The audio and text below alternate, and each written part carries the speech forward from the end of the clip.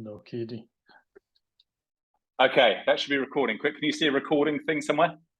Looks good, sounds good, we're live. Oh, fantastic. All right, well, welcome back. The Quik and Score show is back. Good to have you, Quik, as always. And we have another guest with us today. Ladies and gentlemen, introducing tzach. Hello. Hello, guys. Great to be here. This is awesome. Thank you for doing this. How long have I been trying to persuade you to do this? 2 years, I guess, something like that. Because I really appreciate you doing it. I guess just for the benefit of anyone who's clicked on this, who might not know what we're doing and why we're doing it. So we've been doing a series of YouTube videos over a couple of years now, Quik and I, on various aspects of the game front office Football 8, which we all know and love. And tzach is tzach, sorry to give it your correct full title, is not one of the OG players of the game that we've had on here, who've been playing for 20 years and all of this stuff. Although you have been playing for about 6 years, right? You got into the game at around the time that I did, I think. So sort of 2016 real life, something like that? Yeah, about the same time, yeah. 2016, 2017, yeah. Oh, and we were in the same division for a while. And I remember that you and I were having quite a contest in 2016, 2017. It was good, right? It was very competitive back then. Yeah, I had no idea what I was doing, so it was fun, yeah. We were learning the game. Yeah. And I was doing quite well for a while, and then basically you got to a point where you started just blowing me away. And I don't mind saying that I would definitely hold you as one of the top players of this game in the world, very much in the conversation for best player in the world. I would say I think you've got the game more solved than most people. And I think, I mean, the whole patch thing. So let's talk about the patch thing. Quik, what do you think on the patch thing? Do you think it's fair to call it the tzach patch? Is that fair? I don't think that's unfair. I would co-sign the whole notion that tzach has been one of the people who has advanced the game by playing it well, sharing a lot with the community, sometimes sharing by example, and some actually sharing tools and through discussion and so forth. So, I mean, it's a privilege for us to have him on as a guest, and I think this will be a benefit for our listeners and friends in the community. So I'm really excited about this, but absolutely co-sign that he's one of the people we need to talk to. Yeah, big time. And it's my pleasure to be here today, guys. So after snubbing you for 2 or 3 years, so still nice that you're taking me. Well, we were saying, I mean, you've been sort of in and out. You've sort of resurfaced a little bit in our community. I know you've sort of been in and out. We'll look at your IHOF record in a minute, where you've been in 3 different teams, I think. Are you playing in any leagues at the moment? Only on NAFL, so it's a pretty slow league that runs twice a week, I think. So I signed up, I think, a month ago, and we're still in pre-season. So it's a can't do it. I can't live at that pace. Can't do it. Do you play there, Quik? I don't know if I know about much. You don't play there, Quik, do you? No, I couldn't. I don't think I could survive with 2 sims a week. I would chew off my own fingernails and more, I think. Yeah, fair. I mean, so obviously, tzach, you played in our Red Zone Blitz, which is where Quik and I run a co-GM team with the Jets in Red Zone Blitz, and then obviously in IHOF you've had a spectacular record, which we'll come to in a minute. That team that you were running in Red Zone Blitz, you probably saw, has gone on to win a bowl. Some of the players you drafted are still. You and Eli had a co-GM thing going for a while, right? And you had some pretty good drafting during that period. So well done for that, and well done to Max, who's picked that up and has sort of got that through and has won a bowl. So well done to him. And actually, one thing before we jump into some content here is I just want to get an apology out there, because I've just realised while I'm talking that I had at one point this week suggested to Rob, who'll know who he is watching this, that he would join us on this, and I completely forgot to send him the time. So, Rob, an apology before we get into. sorry about that, Rob, if you're listening. Right, before anything else, 2 things I wanted to just show people are watching this. If they're clicked on this, they want to try and find ways to get better at front office Football 8, which I hope is why people click on these videos. two things that among many things that tzachs contribute to the community. So this is just this is a thing that I use to just try and keep track of the league that we play in. And you'll see that in it, I've got this thing called chemistry chart. So when you click on chemistry chart, you get this website here, and it's the address is there. Hopefully that's sort of fairly clear. And this is a website that you run, tzach, and this is something that you basically gave the community, which is a data-driven description of the different chemistry groups. Do you want to just explain this briefly before we go much further? Yeah. I mean, I'm sure I'm not the first one to compile all this data, and people like Quik and others have figured out what are like the intelligent groups and which ones are best for this and that particular trait. But I thought this table was pretty helpful for like a new player or someone that is already into the game. Just maybe I should focus on this and that particular birth dates, or look at their birth certificates, as I say, if I want to build this or that particular smart OL or whatever. So it's pretty interesting, yeah. So I think it tells you a lot, this grid, and one day I will actually bother to do what I need to do that this grid tells me to do, which is to go and look at it calendar day by calendar day and see what that tells me, because I expect it to tell me something. But I haven't done that work. So until I do that work, what I use is this grid, and thank you very much for it, because it saves a lot of time. To those who, you've got intelligence is the most obvious distribution here. And if you ever try to have a yellow group quarterback, which is a quarterback in the groups 2, 4, and 6, and you want a high intelligence offensive line, which some people do very much want, it's pretty bloody difficult. So that's a great contribution. Appreciate that. And then another contribution. Sorry, I put the wrong thing on here. Is this, which is the avoid interception calculator. So I think this is the single thing that's made. I think the one thing that made the biggest difference to the multiplayer front office football community was when it became widely understood how to calculate or try to quantify a quarterback's ability to throw more or less interceptions, or how likely they are to do that. And this thing, I imagine, has been, I don't know if you'd be able to look at the hits on this, but I imagine this has had a fair few hits of people trying to figure that out over the years. There's people looking, I mean, almost daily at this thing and estimating it, like avoid interceptions. You started with that, right? You made like I think the very first was Greg Stelmach. So Greg Stelmach figured out in this thing he had called Draft Analyzer, which was obviously very helpful. He figured out the weights, right, that got you from the overall rating of a player to the bars and vice versa. And then you was able to use that to figure out where the hidden rating might be, or estimate it. And then you just took it to a next level, a bit better arithmetic and much better presentation. And I think the underlying calculation, or the sort of at least the methodology for the calculation, is basically the same, right? But a lot of people do this now. People chase after good avoid interception quarterbacks, and that's probably something that wasn't so much in the multiplayer. So, I can tell you, when I joined IHOF, I was able to join and pick up from free agency a solid quarterback with high sense rush, decent personality, and good avoid interception just out of free agency, right? They're just hanging around on the curb, and you can't do that anymore in a serious multiplayer league, which is a big step change in how hard it is to play the game. And although at times it's better to be easier and it's more fun to just keep winning, I guess really the thing that brings most of us back is the difficult competition playing against good players. So thank you for that contribution, another massive contribution.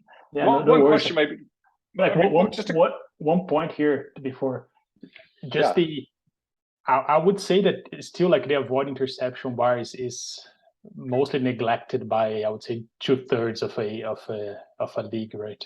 If you look at the starting QBs, it's still, it's 25% of the overall rate, give or take, and people, I think, they just don't pay attention. That's I mean, Ben's put it into the IHOF websites now, hasn't he? So I mean, it's pretty clear in IHOF. I guess in other leagues you've got to go to the trouble of looking at this. And of course, perhaps not everybody. I mean, it takes a bit of analytical, computer nerdery to figure out how to do avoid interception for all the quarterbacks in a league. It can be done quite easily by getting the data out of the game through the CSV files and working through, but it does take a bit of skill on spreadsheets and stuff. I have to go before I get any further. By the way, I noticed this. This is hilarious. Draft utility. Stop being lazy. Yeah. Put in the work to learn how to draft. Like at some point, people started asking me, "Oh, can you put your draft utility online?" And I say, "Oh, come on! I mean, what are you?" That's my next question. Move on. Look, general question. Before we get too much further, can I just ask you just a general question? The way you play the game, I think you and I got into it about the same time. Started taking a very similar approach, very sort of data-driven, mathematical, statistical, bit of bringing some sort of computer skills into it, whatever. Do you think that you're getting to a point, or you occasionally get to a point where you've got the game too solved? I mean, you've obviously got the game very solved, right, or more solved than most. Do you think that's a problem? I don't think so. I think that's a bit misunderstood by some members of different leagues. Yeah, there's still a lot of stuff to explore in this game, in the simulation. I came to FOF from the analytics side, or the analytics perspective. I was interested in seeing which kind of plays were generated, yards after catch, this type of stuff, success rate, and so on. And it's a great engine, right? It's always been. Yeah. And still there's such too many aspects to explore. And I mean, it's impossible to just reverse engineer. I mean, I have not reverse engineered the game for sure. Yeah. There's still a lot of different things to look at.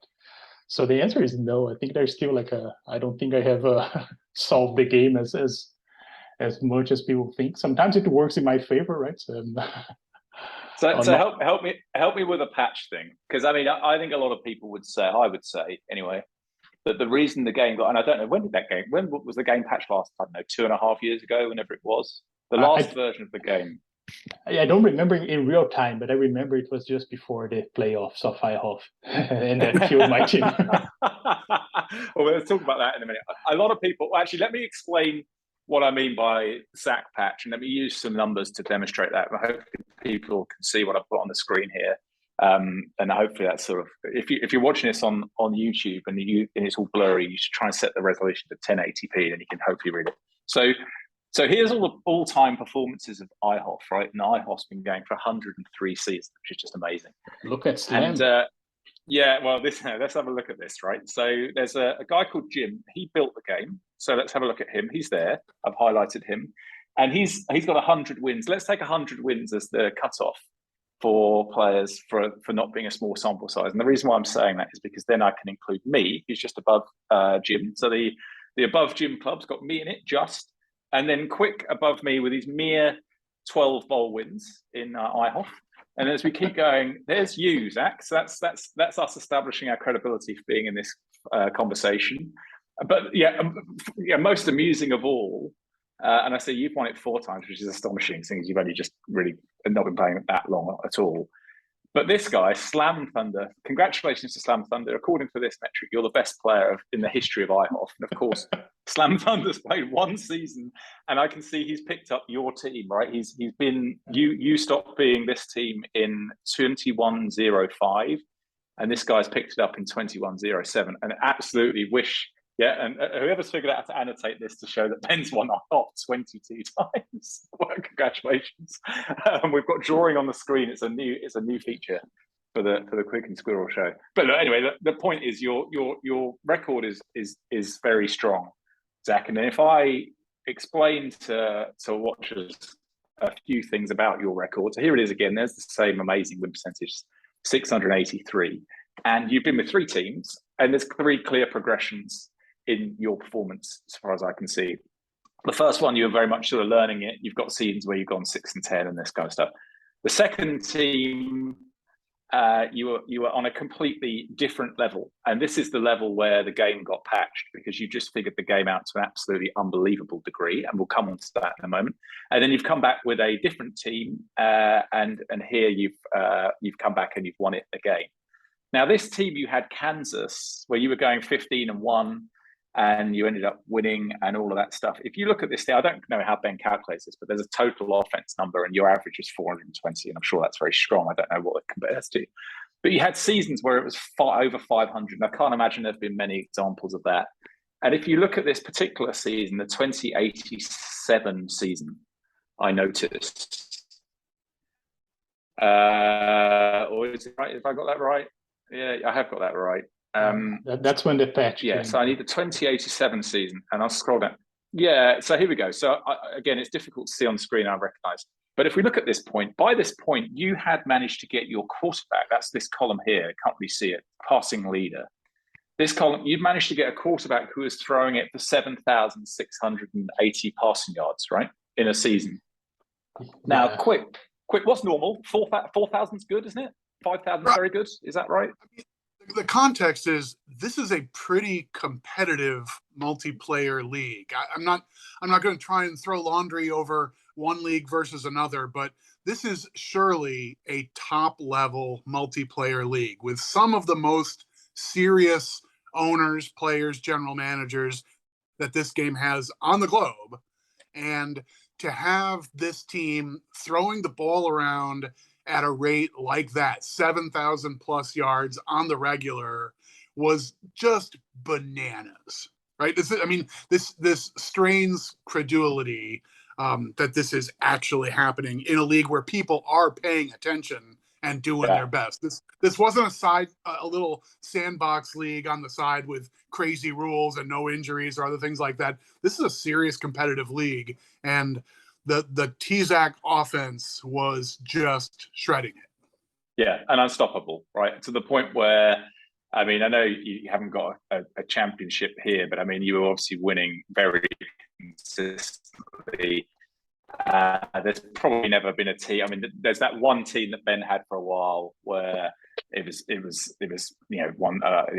But there've not been very many teams in the history of this computer game have been this strong and multiplayer. The quarterback that you had doing all of this, even more ludicrously, throwing for 70,000 yards in your career at an average of this average being I pressed the wrong button. That's not very clever. The average being over 7. I don't know, how do I get that back? I click that. The average being over 7 here is always good, and 7.6 is very, very good. And the idea that there's that tension between the amount of passing and the quality of passing, and you just broke that. You got to a point where with lots and lots of volume of passing, you were still getting high probability of success. And I think that's what led to the game being patched. I think the guy that sort of built this game saw what you'd done, and got changed something in the game. Do you think that's what happened? It could be. I mean, the interesting thing about this quarterback is that he still got most of his yards and TDs after the patch, not before. So hang on. Hold on. So you were getting loads of yards after the catch. You were throwing short. Because I did notice this guy. If I can click, this is the quarterback, right?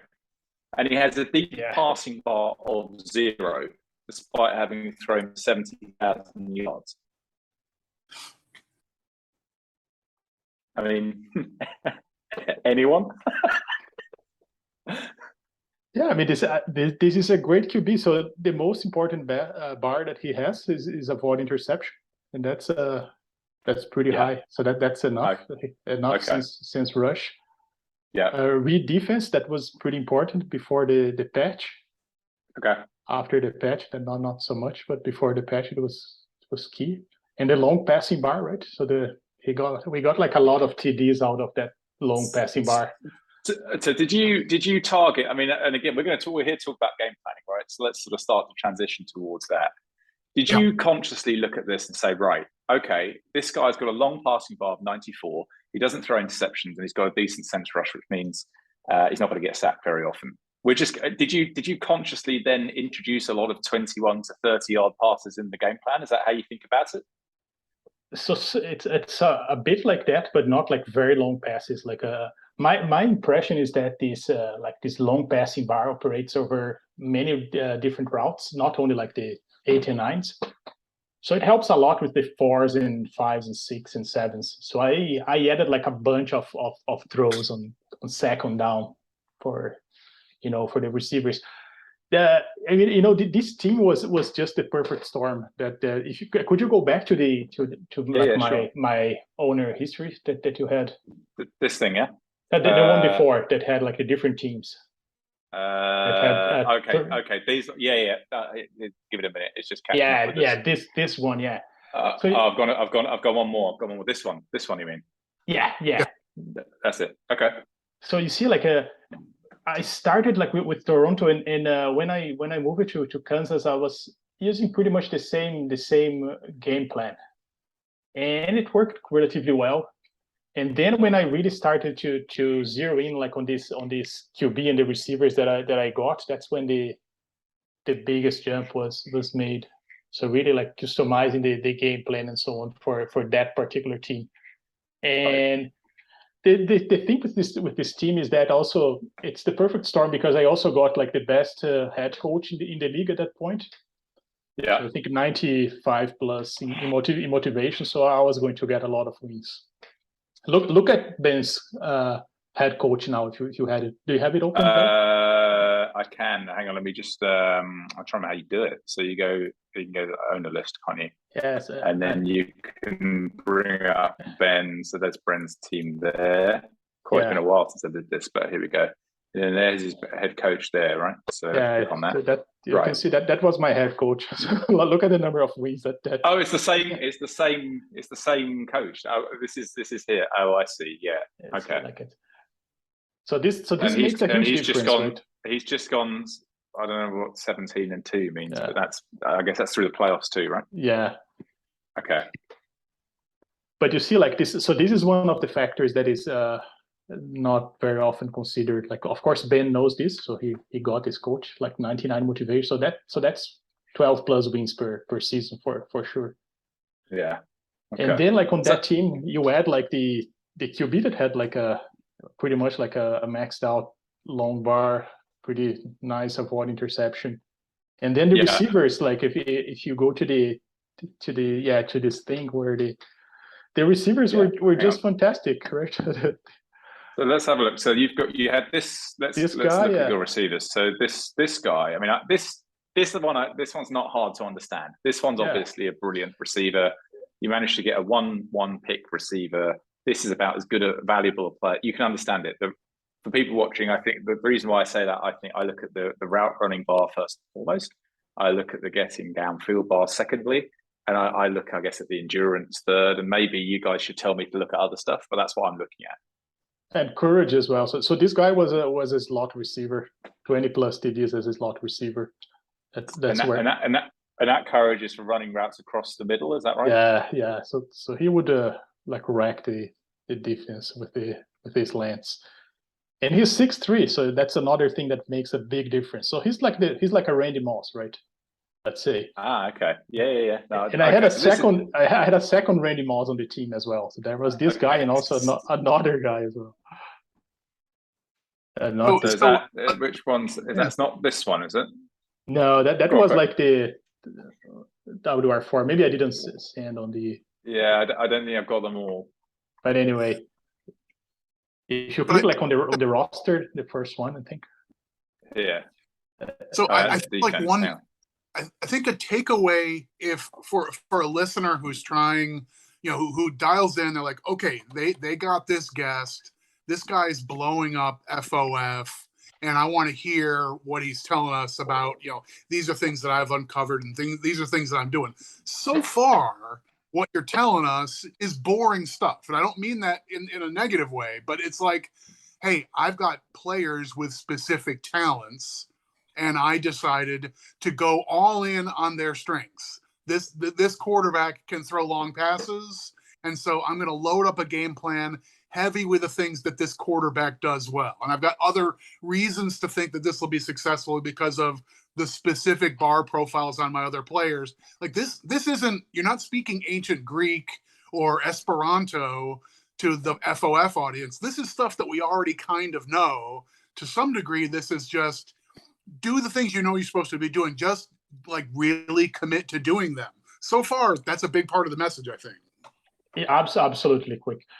You see, I mean, it's this thing, if you can get talent, you get talent. I started like this with Kansas with a 1-1 pick. I could have traded down for 3 firsts, 3 seconds, and I passed on that. I just got the receiver, like the Randy Moss. And then this other guy here, Tevin Lester, he's like 80 plus. So he's another Randy Moss, also 6'3". So I have like 2 Randy Mosses, and then the tight end is pretty much Gronkowski, I would say, this Dwayne Russell. So my point is, if you put all these guys together in the team, and you have like a coach that is like Belichick, 99 motivation. So they're putting, the foot on the pedal for the whole game. So they're going to score a lot. That's part of the message. The second point is I circle these things on the screen, like the affinities that Quik knows very well. So that's also like a big factor why this team was so successful and put like this egregious, infamous numbers. So So the thing with the patch is that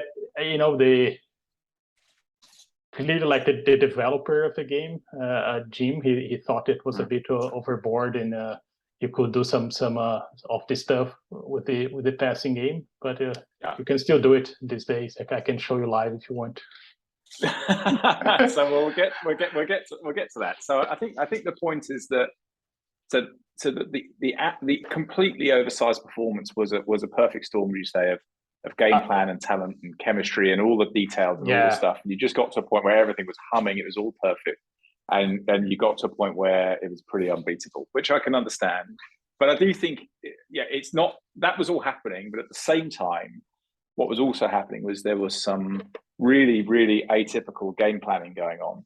Pretty much novel. I don't think I'd ever seen anyone do it. And it was working. And I was thinking, as someone at the time who thought that the game plan was an area of the game where the game wants you to balance, right? It wants balance. It wants a balance. I've always been sort of pass heavy in the way I've done it, as I know, well, all three of us on the, but there's pass heavy and there's pass 100%, right? And that was the part that was very interesting. I've tried to do pass 100%. Every time I do it, I break the game, and I do terribly badly, and the game plan breaks. So there's something about it that I just have not figured out. I mean, can I just ask you completely from a scratch question? Really, is how do you think about game planning? Am I missing a thought on how you?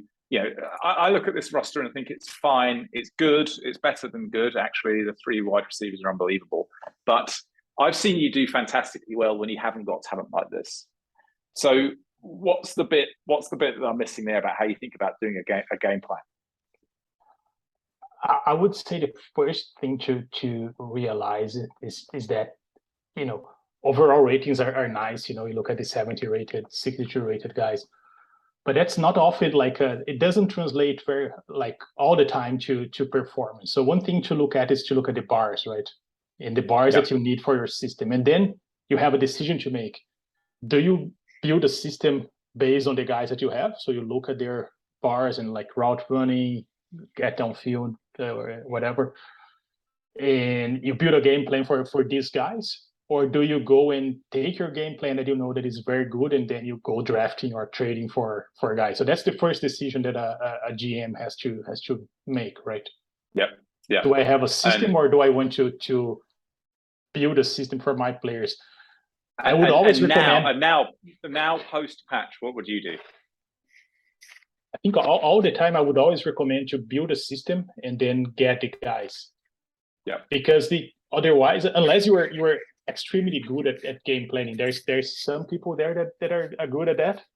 Then it's fine. Then you can just take PPA or take like a receiver that falls in your lap, and then you tweak your game plan. Ben is doing that quite a number of times and very successfully. But for like let's say a regular average GM, I would just build a system that you like, and then you go and get the guys. Of course, you have to be realistic, right? You're not going to build a system for like this, like for 5 wide receivers. So that requires 5 wide receivers to run. So it's pretty difficult to get that, right? Yeah. Okay. So you go system first. But the thing, again, we can't see it quite in all the screenshot stuff put on the screen here. But I think when I look at the way you've played the game over the years, I've seen you in different systems, right? So I see you kind of experimenting. Obviously the all pass one was an extreme version, and we just set it all up.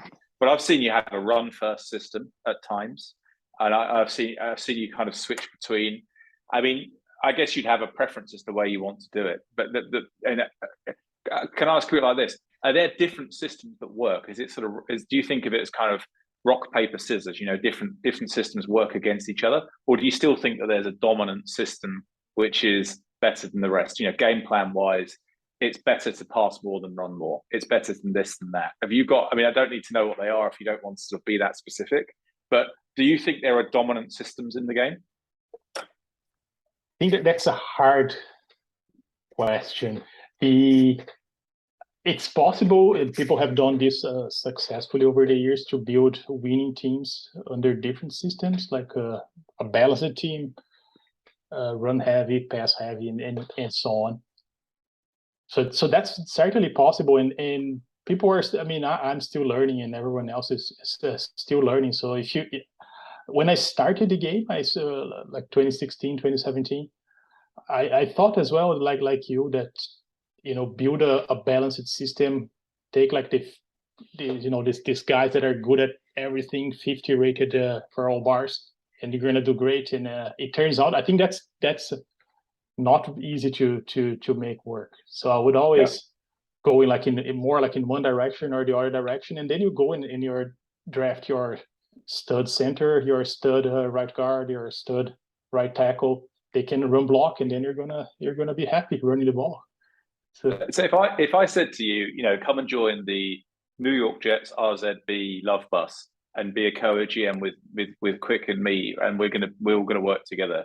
But what we want to do is you can do the game plan, and we want to completely turn everything we do on its head and go run only. We're just going to run. We're going to run and run and run and run. Do you think that could be successful in the same way that your all pass one was successful, or does it not work like that? If you're good enough at figuring out how to do it, can you make all run work just as well as all pass work? Yeah, I think it can work. Of course, you need to think of the whole system, like the defense as well, like which kind of defense you need to build. So the two have to go together. Like with the passing offense, in general, you would also build a defense that stops the pass, at least before the patch. After the patch, the patch does that for you more or less, right? It stops so it's better to stop the run. But you need to build a defense. That's the point. So if you want to run the ball a lot, you're not going to score a lot. That's in terms of Quik. Do you understand that? I mean, we should just make clear when we play as a team, Quik does the game planning, because I don't really understand game planning, nothing like the level that Quik does. Do you understand that, Quik? I don't, if I'm honest. Well, I think what I'm hearing is the latest version of the game has tamped down some of the high end opportunities for the passing game, so it's less urgent to build a defensive game plan that's deeply concerned about having the tzach offense run for 800 yards or pass for 800 yards on you. So it's fair game to focus on the run in the latest version of the game, where earlier versions that might not have been the case. It may have been priority one for most everyone to defend against the pass, especially if you're going to be in a high scoring game. Yeah, absolutely. I think I would say that's the main message. The thing is, if you want to build like a run team, you're going to have trouble when you have to pass, right?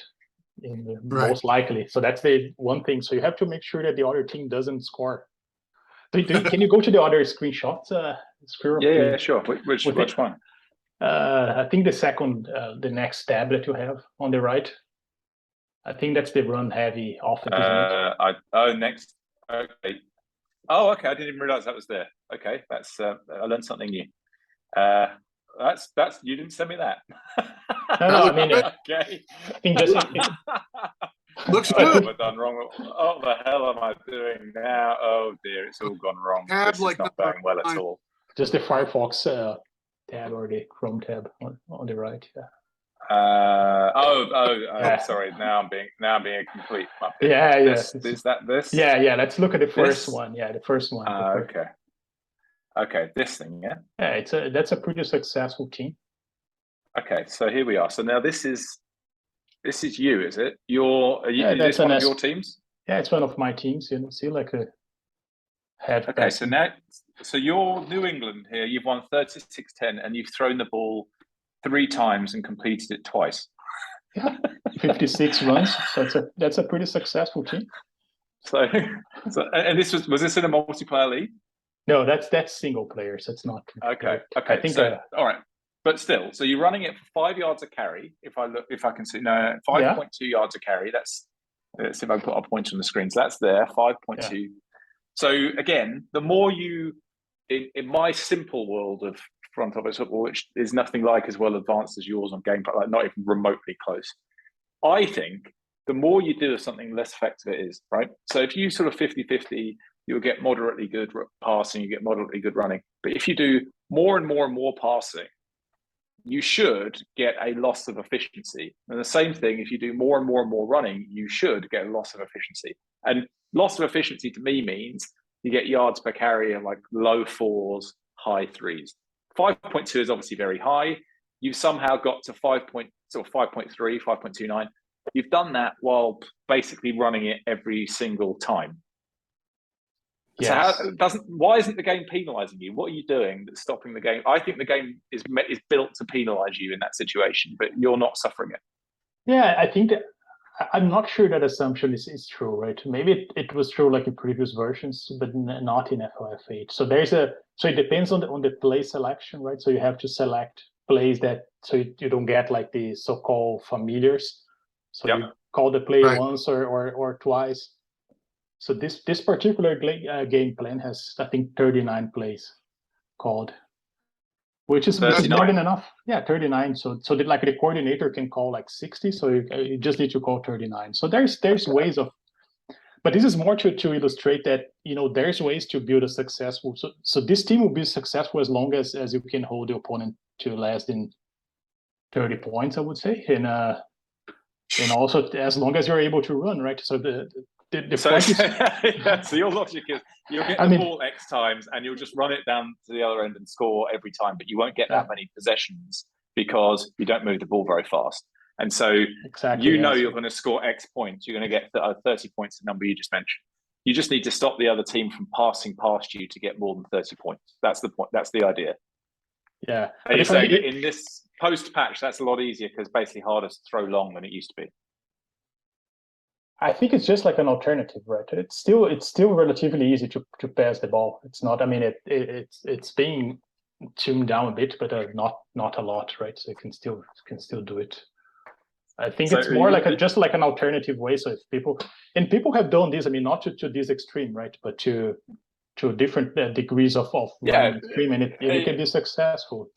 And top tier players are doing this. So let's just be clear about that. So in Red Zone Blitz, I don't know how close you've been following to that, but we're seeing Nick do this. Nick can't get Nick, to benefit people listening, Nick's one of the best players at this game that's out there. Nick has struggled to get receivers. He can't get receivers anymore, and so he's pivoted really sharply, and he runs it a lot, and he's having loads of success. I mean, he'll have success doing whatever he chooses to do because he's very good at the game, but he's running it a lot. It's not this extreme. One of the things that attracts me to your style, tzach, is that you've got the skill to take things to extremes. I find that really fascinating. He's not trying to take it this far, but he does run it a lot, right? And there's probably Quik and I, the way we play, we're always trying to find value, right? And there's probably value at the moment in running, right? It's probably easier to get running players than wide receivers, and so there's value in doing this. If you came into a league fresh tomorrow, tzach, you were playing flat out to win, what would you do? Would you be run first at the moment? I think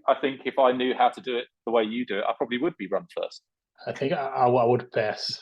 I wouldn't run. I think I think you can build like a contender much faster if you pass the ball. It will take a long time. But even with mediocre receivers, say I told you that we were going to play tomorrow and we were going to be in the top league and you would have no chance of getting a good receiver. And good means, 70 plus bars for the bars you care about. You just can't get it. It's not going to be there for you. Then what? Then you run, but typically you can get like good receivers. You just need one bar, right, for the receiver, just the route running. Yeah, okay. If you have like three guys with 85 plus route running, you have a passing attack. Yeah, well, I guess we in the extreme, right? Yeah, we try. It's not that easy in chemistry land, but we do try. No, but I think I would say you do need to have chemistry. Then I did this in CCFL, the defunct CCFL. When I came back, like one of the last times, I couldn't get any receiver. People wouldn't trade them to me, and so on. So I just got like the affinities, like 5 receivers that 35 rated, but had like a 90 plus route running, and I think we still made to the conference. Probably lost to Quik in the conference game, whatever. But you can still play. I mean, my point is more there's different ways to move the ball and different ways to have fun with this engine, right? It's a pretty amazing engine if you look at it. And funny enough, like this type of play calling, that's exactly what New England did to Buffalo last year, right? In this right? this I noticed that too. Yeah. So you see, like it's a pretty remarkable engine if you can still do that. And you can do this over the season if you want, like for the full season like that.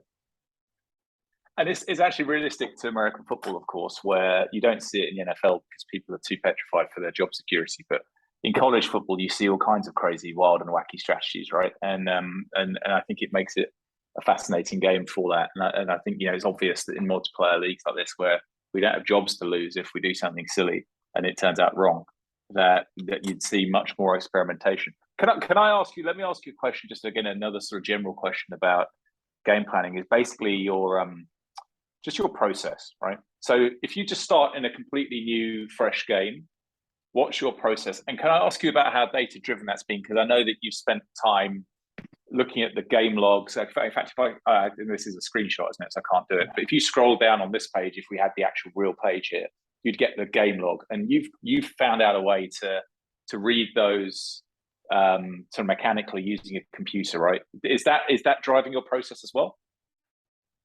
I mean, not so much. I use that more for analyzing the output and seeing like what my plays are doing, rather than finding like I tried that. Like the first thing that I tried is I'll just compile all these logs and find the best plays and just put all the best plays in my playbook, and then I'm done.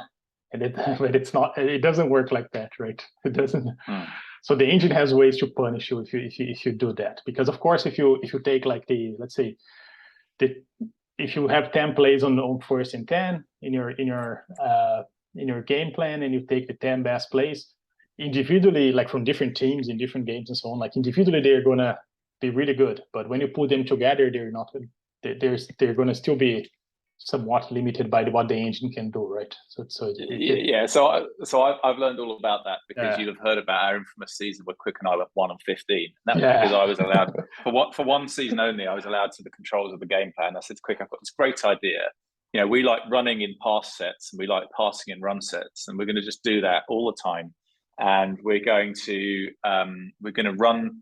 If it's less than 2 yards needed, we're going to run, and basically all the rest of the time we're going to pass. And all these like really simplistic rules that I thought might be true, and it was just that there was no variety. It was just these like 5 or 6 tenets, if you like, and we just did that, and it the game didn't like it. And I don't play single player ever. I just muck around in multiplayer these days. I don't want to go 1-15 very often, but I don't mind sort of failing with a sort of novel idea in multiplayer. Or at least I didn't until I tried to do it in the CodeGM framework, and I felt bad about it. But can I share my screen? Then I can show. Let's see if I can. I have to allow me to. I'll stop mine. There you go. Can you share yours? No, I think you have to click on this right button on share screen and allow multiple participants. Okay. All right. Multiple participants can share. I've done that. Great. Yeah, now I can do it. So I'll show what I'm doing, like in this multiplayer league that I'm a part of. This NAFL. Let's see if that's the correct one. Yeah. So I'm the Cincinnati Bengals there. I just got a team. So you see, like it's a fresh team. So the first thing I did was to go after a quarterback, right? Okay. So I got this guy here, Sam Kuhn, the 7th round pick. I gave a 7-2. Okay. He's okay. He can play. You see, like this. So that's the first thing that I do. I go after a QB. I know that his avoid interceptions is pretty high. Yeah. If you put in my calculator, just by looking at the bars, you can see that he has a. He can. Okay, so this guy's rolling with a long passes 0 as compared to your guy Gaines, who had 80 odd. So there's another unusual 0 going on, but is what it is. Yeah, I mean that doesn't scare me, right? You have to get what you can get, and then you have to build your game plan based on what you have, right? And my point is that it's better to have a guy that has like 67, maybe like his real bar is more like 75 and 0, than having a guy that has 50 and 50, right, in the 2 bars. So it's better to have like one bar that is really good, and then you go and you play with that, right? Like the timing bar is good, like for the other QB that you showed, like the patch games, they had like a very low timing bar. Sense rush is what I could get, right, for a 7th round pick. It is what it is. And the guy can scramble, right? So that's the first thing that I do. I go in and I find a QB. If you don't have a QB, it's hard to play. So you need like avoid interception. Do you think that QB can take you to playoffs and championships? Do you think that's a good enough player? Yeah. I mean, he's a. I wouldn't trade him for nothing. I would just. He's very similar to the guy that I had in. Do you think this QB is in the top 10 QBs in your game population?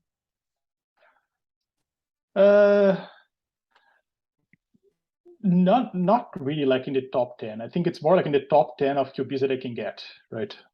Yeah, of course. Yeah. I mean, but this guy is pretty similar to a guy called Billy Russell that I had in IHOF in my last stint. And Billy Russell was a bit better. He had like 100 timing bars and so on, but still, I mean, these guys can play, right?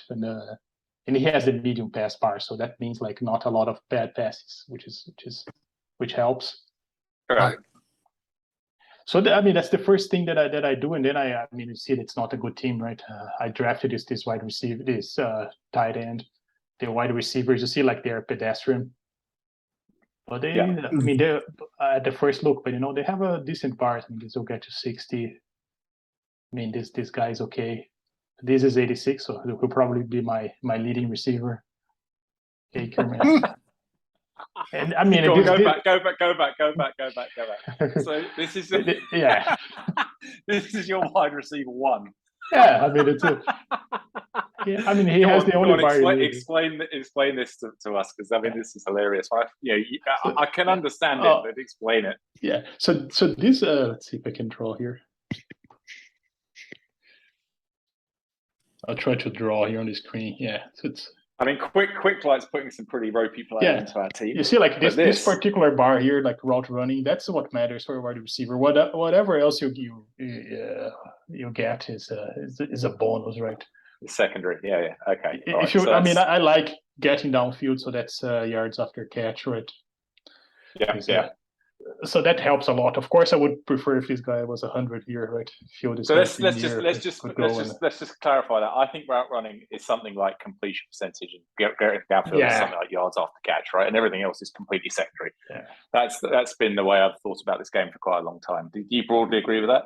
Yeah, absolutely. So you need to complete a certain percentage of passes. So if you don't have a guy with these bars, you're not going to do it. And of course, then you have to.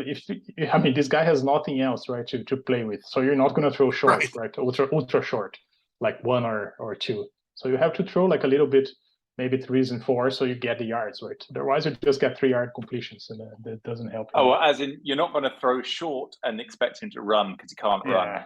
Yeah, exactly. You're not going to throw long because you can't, because your quarterback's not very good at throwing long. Yeah. And so you basically know that you've got those 2 players. You're going to throw the ball 10 to 15 yards lots of times. This courage is low, so it's going to be on the edge, not in the middle, presumably. Yes, exactly. So you go in then I built a game plan based on what I had at this point. But what about the endurance, before you take it off, what about the endurance 0? If this guy's going to be your wide receiver 1, he's got endurance 0.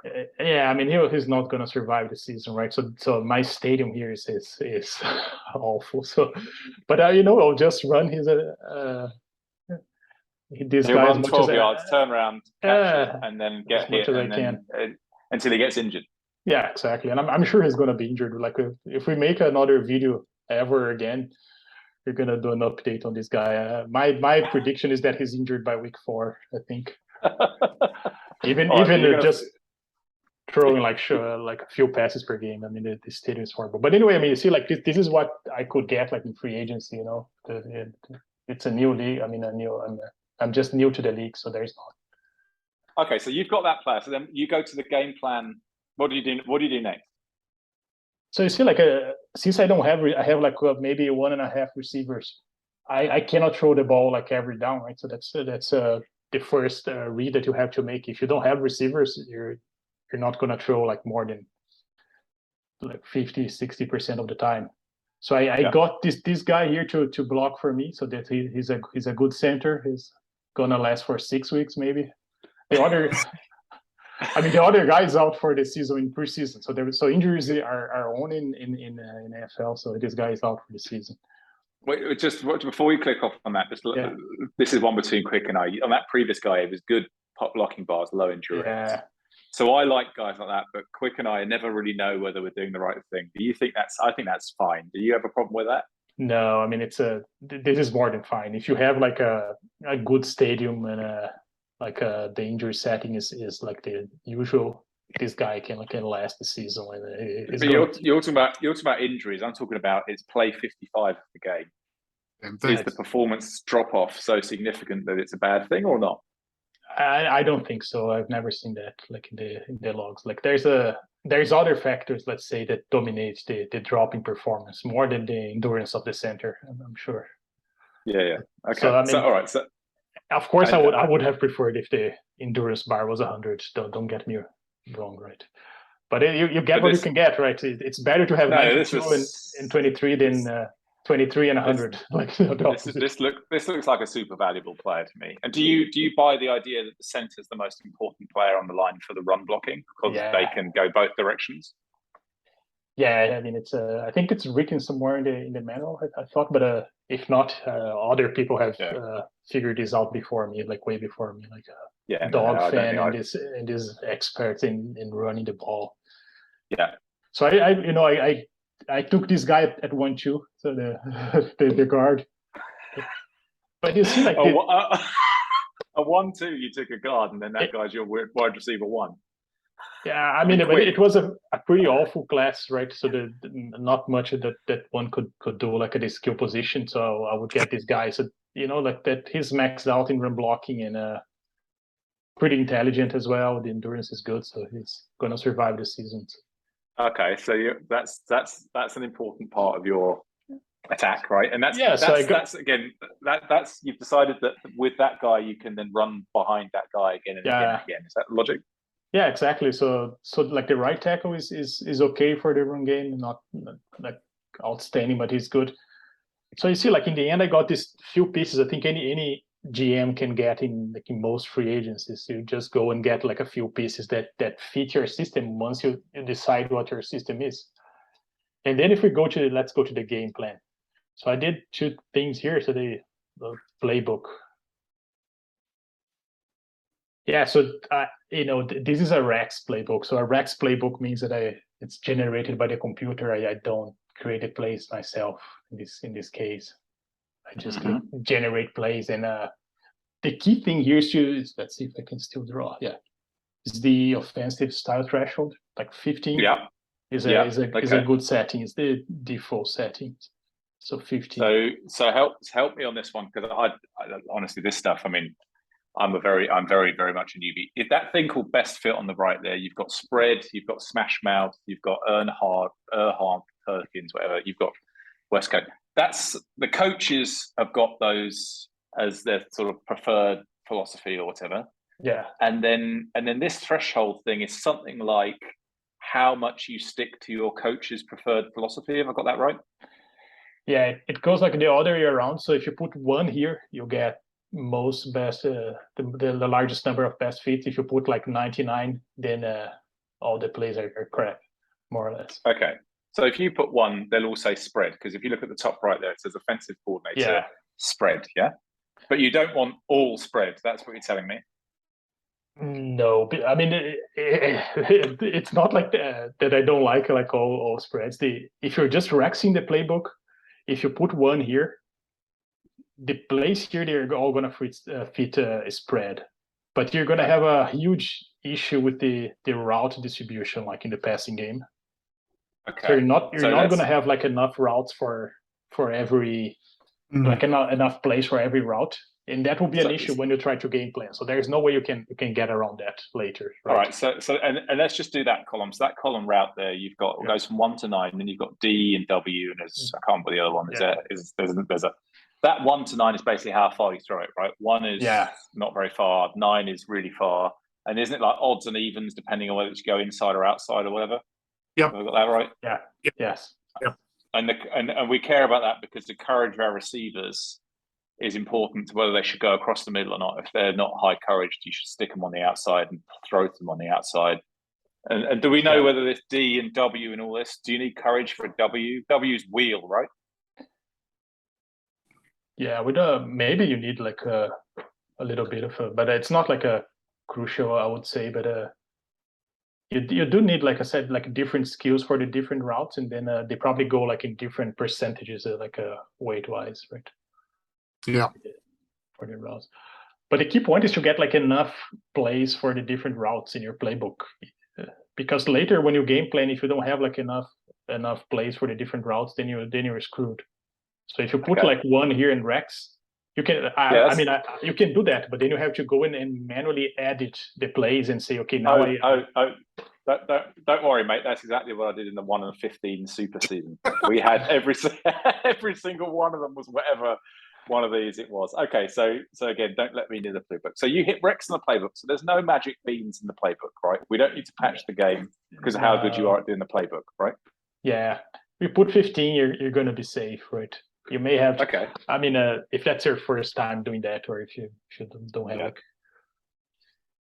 Okay, and so then, that's that, and then we go to the game plan. You're going to see like it's I worked a bit on the game plan, but not much, right?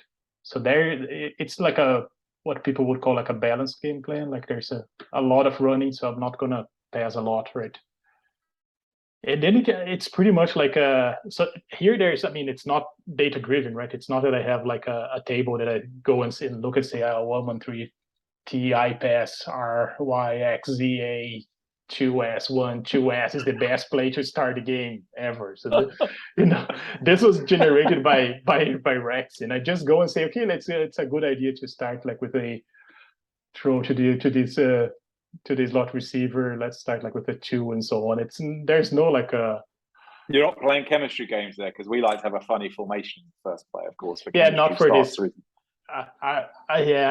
I mean, I like the league. And by the way, like before I forget, I would like to give a huge shout out to all the commissioners of MP leagues, right?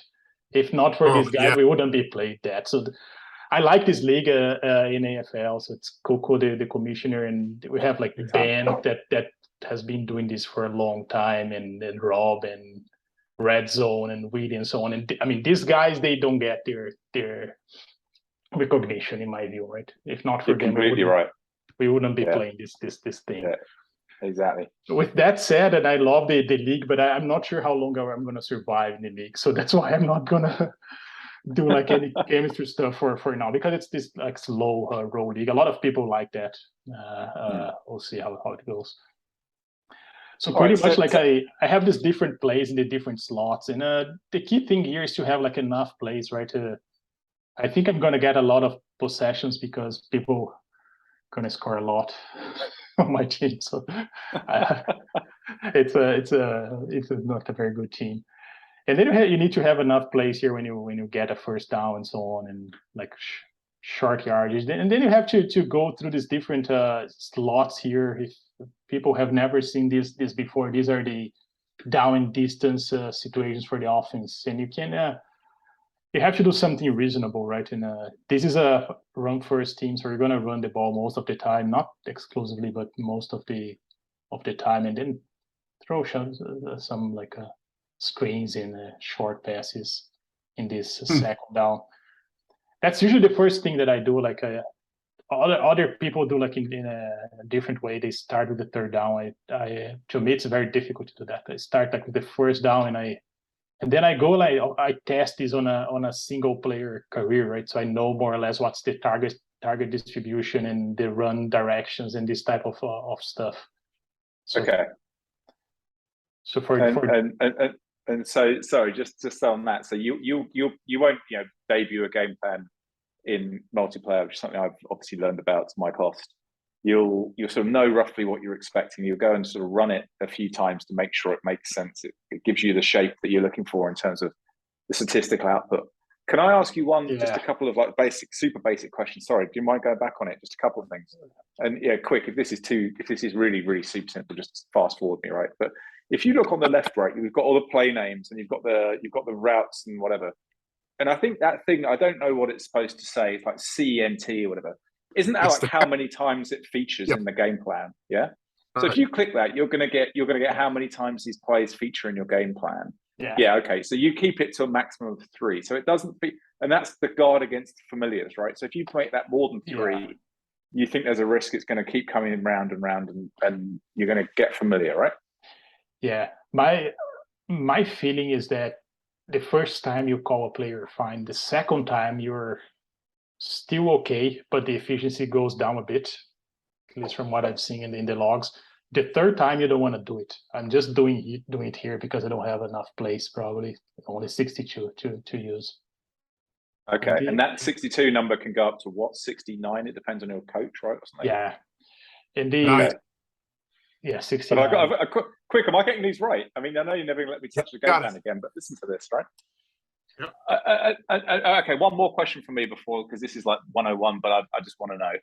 In the first and 10 run percentage bit in the middle, where it says 58.1. Yeah. Okay, that in my world, before I did game planning at all, I used to just hit recs and recs and recs until I got that number above 60. Mm-hmm. That's obviously not a very scientific way of playing this game. I just liked it being high. Do you care? I think we've just answered it, but just to make sure I understand, you don't really care what that number is, right? That's just a byproduct of what you actually want to do. You're not solving for that number. You don't have targets for that number or what that ought to be or whatever. That's not the way you're thinking about it, right? Not really, unless I'm passing the ball every down, then I make sure it's 0. Otherwise, otherwise no. I mean, my philosophy is the following: if I can pass the ball, I'll pass the ball first down.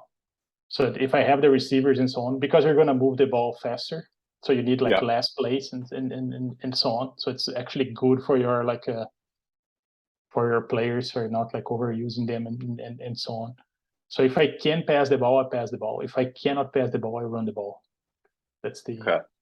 You're just as an observation, I don't know, Quik, if you seem much more focused about injuries than anyone else I've ever heard who plays this game. Like you seem pretty focused on injuries and overuse and stuff. I mean, that's an interesting thought. I don't even think about it really. Do you think about it much, Quik? Well, I would maybe put a somewhat finer point on it that it sounds to me, tzach, like you are connecting endurance to injuries more directly than I think I've ever heard anybody else say so. Is that forward in mind, or is that just a function of the weird stadium for this one team? It's not. I mean, I tested this extensively, so it's actually like the endurance is connected to the injury rates that your players get. So if you have like low endurance, you get more injuries and so on. And in this particular universe, because of the poor stadium and so on, it's magnified, right? So that's something that I need to look carefully. Otherwise, the players don't last. Even the preseason, they're down. So that's a factor. That's one thing. But now that you touch on this point, the second thing is your players can only, especially like the receivers, they can only take a certain number of targets per game that they are efficient. So you cannot target them like 15 times in a game. They're not going to be efficient. It's best to move those targets to a different player. So that's why I also make sure that I don't overuse the receivers. Just drill on that for a minute. So you've got this is post patch, so it's not back in that team we just showed before with the 7,500 passing yards quarterback, right? But the point is the quarterback can keep throwing, but there's a limit to how much someone can catch, no matter how good they are. So it's all very interesting if someone's got one megastar wide receiver and then everyone else. And we've had this, I think, Quik, haven't we, in our Jets team? We've got a really outstanding wide receiver, but we have to spread it around. I don't know how scientific we feel we're being about that, but you do have to spread it around, right? Yeah, You can't just keep targeting. And what about the double coverage thing? So one of the things that people try to do is if your best receiver's got the highest route running bar, they do double coverage. And so then what you see people trying to do is have a decoy number 2 receiver who's got high route running and nothing else to try and draw the double coverage. Do you think any of that matters? It matters whether that's important or not for a particular team depends on how you want to use the player. So to be like less cryptic, if I want the ball to be thrown to that particular receiver, then I really don't care about the double coverage because of different reasons, like either because the courage bar is stops. So I want this guy to get the ball over the middle. I don't care about the double coverage. He's gonna beat the double coverage and so on. Like this double coverage is pretty much like a diminishing factor that decreases the efficiency of that particular receiver, right? If you throw the double coverage, so it's more like and it's not ultra high. It's enough. It makes an effect, but I would prefer to throw it like to a non-doubled receiver. But otherwise, I mean, you do what you have to do, right? If you have a guy with a very large, a very high, big play receiving, and you want these guys to get the ball to score and so on, and you don't. There's no way you can avoid that, right? It's up to the other team whether they're going to double or not. All right. So this is your game plan. Do you vary this game plan for the opposition, like in a playoff game or something, or do you just stick to whatever your game plan is? No, I don't typically vary. Not that I remember. Maybe in RZB with Eli, we varied a bit more because we were like you guys were are playing like in co-GMing and so on, and 2 people talking to each other. So it's more like let's say it's more engaging and more fun. But I don't have the energy, I think.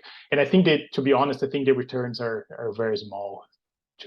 What if it's an IHOF bowl game? Do you make the effort? Do you go and figure out what your opponent's been doing all season and tailor it and all that stuff? No, not the offensive game plan, right? The defensive game plan is a different story, but not the offensive game plan. Like every time I tried to do that for the offense, I got bad results in CFL and so on. So I just stick with my, because in the end, I mean, this game plan is like pretty chaotic, right? It's very sensitive to small changes. All game plans. So if you change like one play here and there, it's going to change completely sometimes like the target distribution and so on. And it's hard to know exactly what is going to happen. I think that's part of why I've never really engaged with it. I just find it frustrating. I mean, Quik, you're good at all of this. Do you see this as sort of echoes your process? Do you think this is pretty commonplace, or are you seeing stuff in here which surprises you? I'm surprised how unsurprised I am by hearing things here today. So, I mean, I follow pretty much the same theory. I'm willing to alter a defensive game plan because I feel like the degrees of freedom there are more obvious. There are certain defensive formations that are stronger against the run.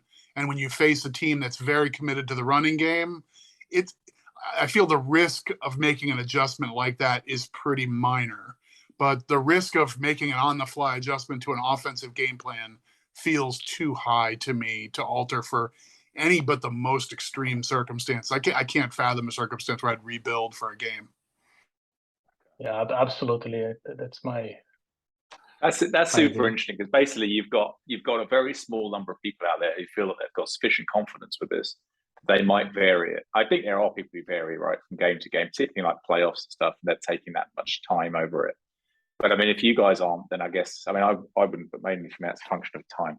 All right, what else do we want to say about offensive game plan? Anything else before we move on to defense? Anything else that jumps out?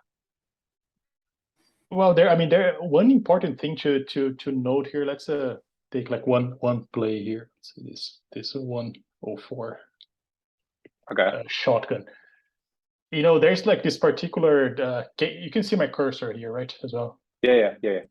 So this is the primary receiver, like ZX secondary in the outlets. and they are each like running a different route. So you, what you have once you, I mean, this is like a sort of like a vanilla game plan, but once you want to go like the next step, you have to make sure that the routes that these guys are running match what they can do, right, in terms of their bars, and also that you have like enough variety here in these routes that if, so let's say if something goes wrong with this first route here, like the receiver is doubled as that we just mentioned, or he runs like a bad route, then the QB will go to this route here. They don't have to think what is going to happen if my QB that has like no long passing bar wants to throw a 7. That will be a problem, right? Yeah.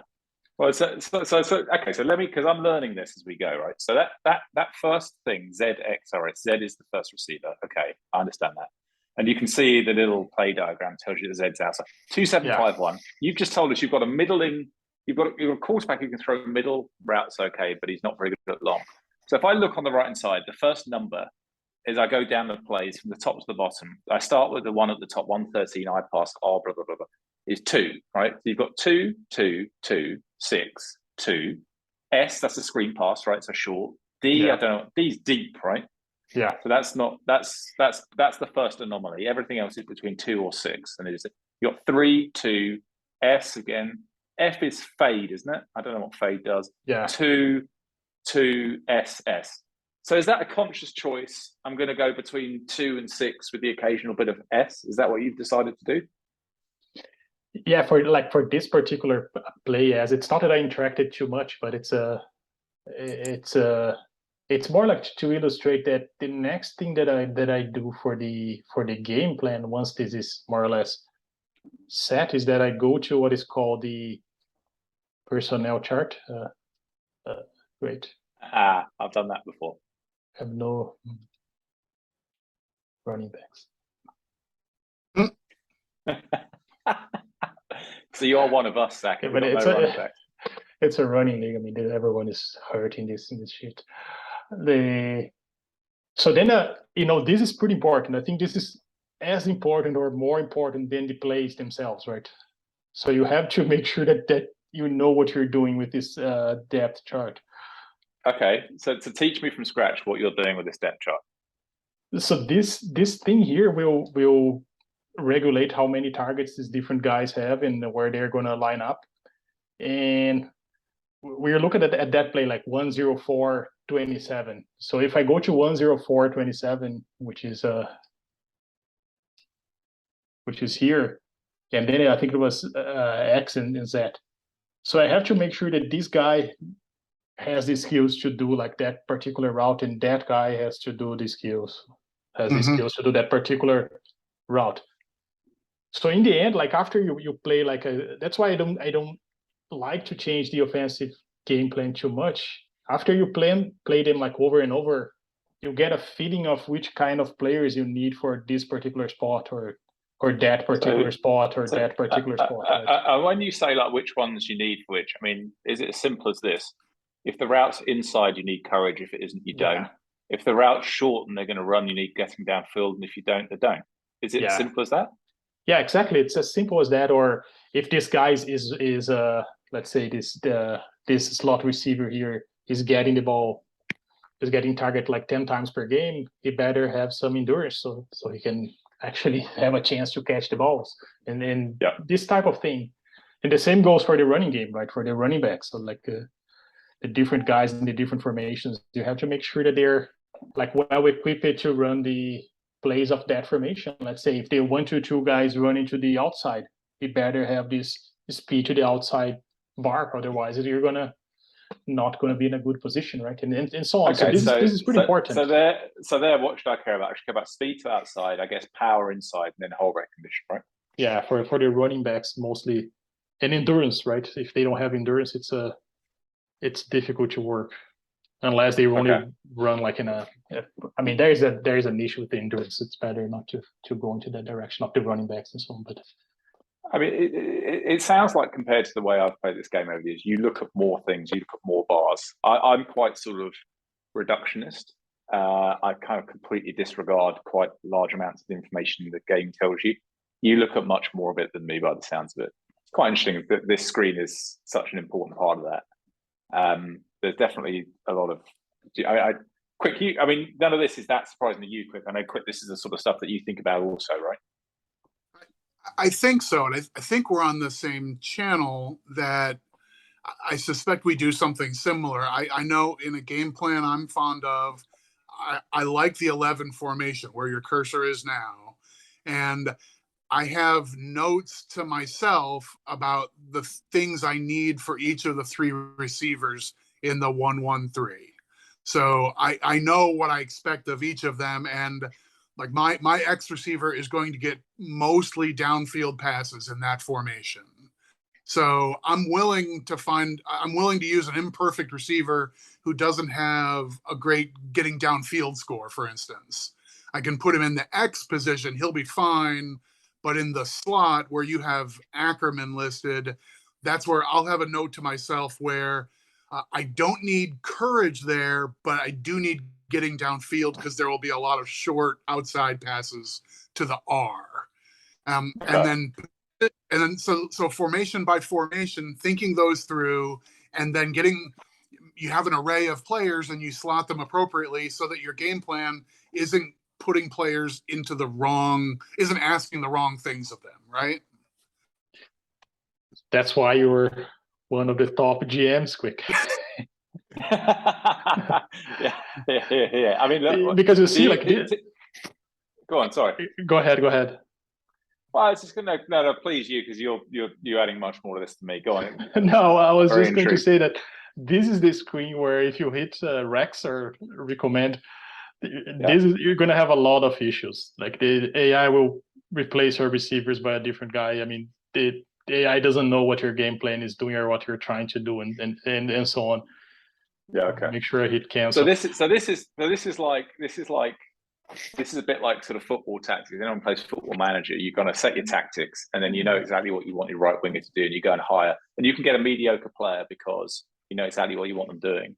And we're doing that here, and it's almost like if this was football, what I call proper football, you kind of got 8 sets of tactics, right? Each personnel group is a different animal, right? And so you're not saying I want 3 wide receivers. You kind of want 5 or 6, and they want to be different. You might have a player who's actually not that great, but he's your kind of courage bloke. And in one of these personnel groups, you keep sending the guy over the middle from that personnel group. And the game, nobody's putting enough time into this thing to be able to realize that if tzach plays his 13 personnel, then you need to look out for the over the middle. I mean, we've all got day jobs, right? So I guess that's what people are doing. Do you have a favorite personnel group? I do. I was a huge fan. Where's it gone? When I did pay attention to this for a very brief minute, I was a big fan of the heavy set personnel and then sending off my wide receiver deep, which seemed to work really well for me. The 13, right? 1-3-1 maybe. Yeah, and 2-12 as well was another fave. And then we would just sort of send off the receiver. This is me playing in, I don't know, GML years ago, and I'd send off the wide receivers, and they would do really well. I don't know if that's built into the game, like just how I was running it. I guess put it this way: is it better to have whatever the system is, as long as the system is broadly sensible and keep to it? This level of granularity, is that what we're learning, or is it actually some of these personnel groups are just better than other ones, and you just need to figure out which ones they are? I don't think so. I think they're not going to give you like a substantial difference in terms of like completion percentage or yards after the catch and these things. I think the guys that are lined up here will make like a larger effect in the play themselves, right? So if I put this particular guy in this place instead of that guy here, this will have like a larger effect in just switching the personnel or switching the call. Okay, so let's do this. I'm much better at drafting tight ends than wide receivers. Quik will tell you that, right? I don't know. Ask me why, but whatever I've figured out about. So our tight end 2 is normally pretty good. Should we be therefore using 12 personnel a lot? That's what you mean? Yeah. Yeah, absolutely. Yeah. Okay. I mean, you can adapt the let's say the ratio of plays the different personnel to your personnel, right? If you have more tight ends and so on than receivers, but still you're going to have to use like 1-1-3 quite a lot. It's difficult to avoid familiars if you don't do that. Right. But I just want to say, like, as give me a moment as the audience proxy again, but for somebody who dialed in and wants to listen to this, or watch video and hear us talk, and we want to hear insight. Oh, this is that guy who blew up the IHOF league. He had that quarterback who's throwing for 7,000 yards every year. This is the guy who's like solved the game. And I think what a lot of those viewers or listeners probably came to this expecting was that this was going to be a conversation where tzach tells us, well, as it turns out, I've figured out that among the 650 different plays out there, it turns out there are like 40 or 50 of them that are magically good. And I've sorted them all out. I did some sophisticated machine learning system, and now I have all the right plays in my playbook and you don't. And so I've cracked the game. And instead, what you're hearing here is it's a matter of grinding through all the details. You build a system to fit the personnel that you have. You tend to all the little things. Make sure that that third receiver who's going to get the occasional flare to the outside fits that role. Like, none of these things are shocking. None of these things are like super trade secrets. They're just a matter of tend to the details properly, and this stuff can work in your favor, which to a certain degree is refreshing. I don't want to hear that somebody who's better at Python than I am has beaten this game just by determining, oh, this play always works. Rather, it's just be smart about the things we all do. Yeah, completely agree. yeah, absolutely. I'll change the screen and I'll show the log parser since there's a lot of talk about that, if you don't mind. Yeah, please. Can I please show yeah. that? Let's see if I new share. So for the people that are not familiar, this is the game log, right? It's the detailed game log. That's a game of Fort Wayne against someone in IHOF. And so what this tool does, it parses the different info here into a big table, right? The who is lined up at QB here, let's say the different routes and so on, what happened to the play, and then so on and so forth. I find that more useful for keeping me engaged to the game, right? Rather than there's a lot of coding right to that. Rather than So this is Python code, right? And now we've got this is the table. Yes, that's sometimes I just go and rewrite that in a different language to have some fun, right? Don't we all, Quik? But you see, like that's pretty much what you're gonna get, right? You're gonna. All right, so here we go. So this is now play by play. Play number one, first quarter, 15 minutes. This is what happened. Okay, yards gained, yard after catch, personnel group, was so it strong, weak, whatever. The defense is doing this. The guy who tackled was this. Yeah. Blah blah blah. Was there a penalty? Who was on the field skill wise? Okay. Yeah. But you see, like this info is all in the game log, right? It's not like a. What about that thing under the heading perf, all those pluses and minuses and stuff? That's obviously in the game log. Yeah. What do they mean? I've never understood those. What do they mean? So they mean that this particular play executed his task well. So he was called to rush the passer, so he did that well. So he got a plus. And this guy here was protecting the passer, right? The left guard, and he didn't do it well. So that's what this means. So do you look at players through the season on that thing? Yeah, how many fails they do, and then you kind of weed them out of your club and recruit other players? Does that work? I did that a lot in the past, right? So that's very useful. These days I don't do it anymore because I know what I'm looking for, and I know that this particular guard this is like a no passing game plan. So I know that this guy here only needs pass blocking. And he's going to have his bad days and his bad plays and so on. So these things correlate to bars closely, do they? If you make the effort to figure that out, do they correlate to bars or correlate to? Yeah, to bars. So the same for receivers, right? So this guy here is running like a bad route because his route running is not great, right? And so on. Okay. So there's other effects here as well, like usage for if the guy's tired and so on. So if they have like low endurance and so on and so forth. But anyway, you see, like before I wrote this code, I was just going through the logs and writing down this info manually myself, right? Some of the info. It's not like especially for the defense, right? Because I wanted to see like, this particular team here, they have trouble against Tampa 2, so I'm gonna throw like Tampa 2 at them. Right? Here it didn't work as a C, but and so on. But that's what the log parser does. And then what do you do with this, right? That's that's too much data to use. So how do you grind that's that the down? next step, right? So you can like aggregate some data. That's what I posted on RZB the other day, right? These are all the plays against the blitz, like a single blitz and a third and long and so on. Just this is now in a league, is it? This isn't in one match. This is not in one game. This is in the whole league of games. That's right? in 10 years of FOF, so almost 500,000 plays. Yeah. Yeah. Okay. So let's zoom in on one of these. So if you're an offensive, like I'm going to look at line 26, just as pick a line, right? Yeah. No, line 25. If you've got 3rd and 4 or 3rd and 3, and the defense line up in dime personnel, you've got a mismatch, because if you run the ball into the line there and they've got loads of defensive backs, you might win. Does this help me understand that? Is that what that's going on? Yes, I mean that's the idea. This is only for passing plays, right? So in this particular, so these are all like the completed passing distances and so on. Oh, but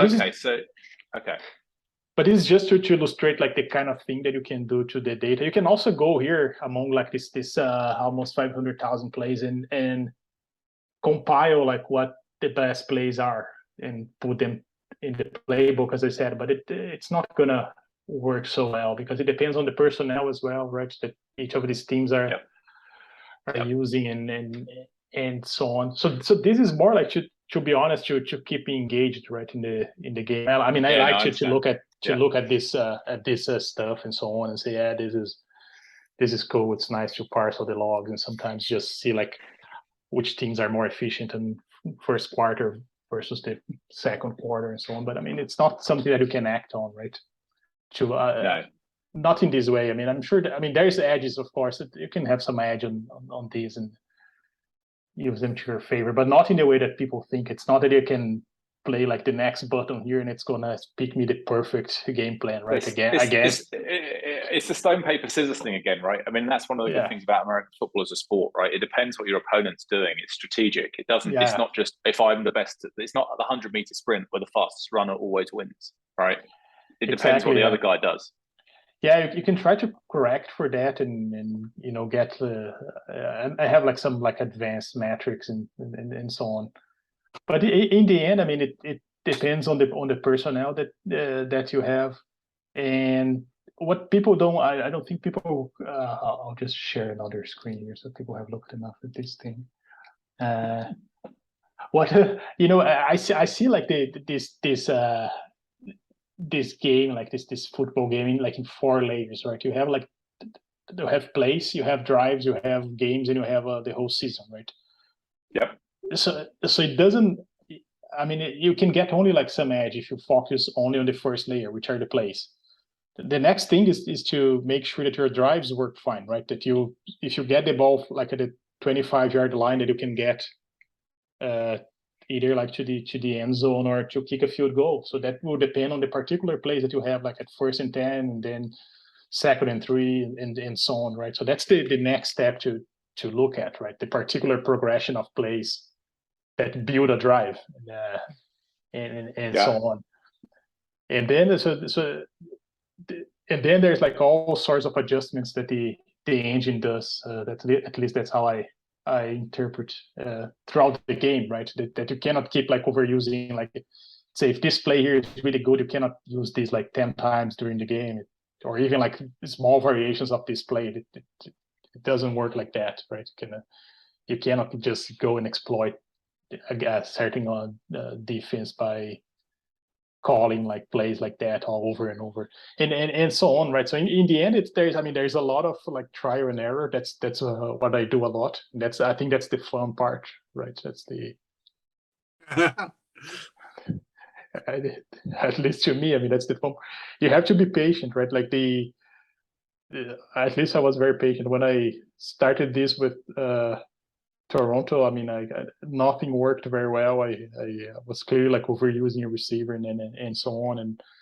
But then you keep doing this like I would do this like every night, like for 20, 30 minutes and say, oh, if I swap this play for that play, it's going to work better and so on. And, you're going like in baby steps, right? And then over maybe like a year in real time, you start to have something that works well, right? It's not like pushing a button in the Python code and spitting the perfect plays against the Chesapeake, right? It's not like that.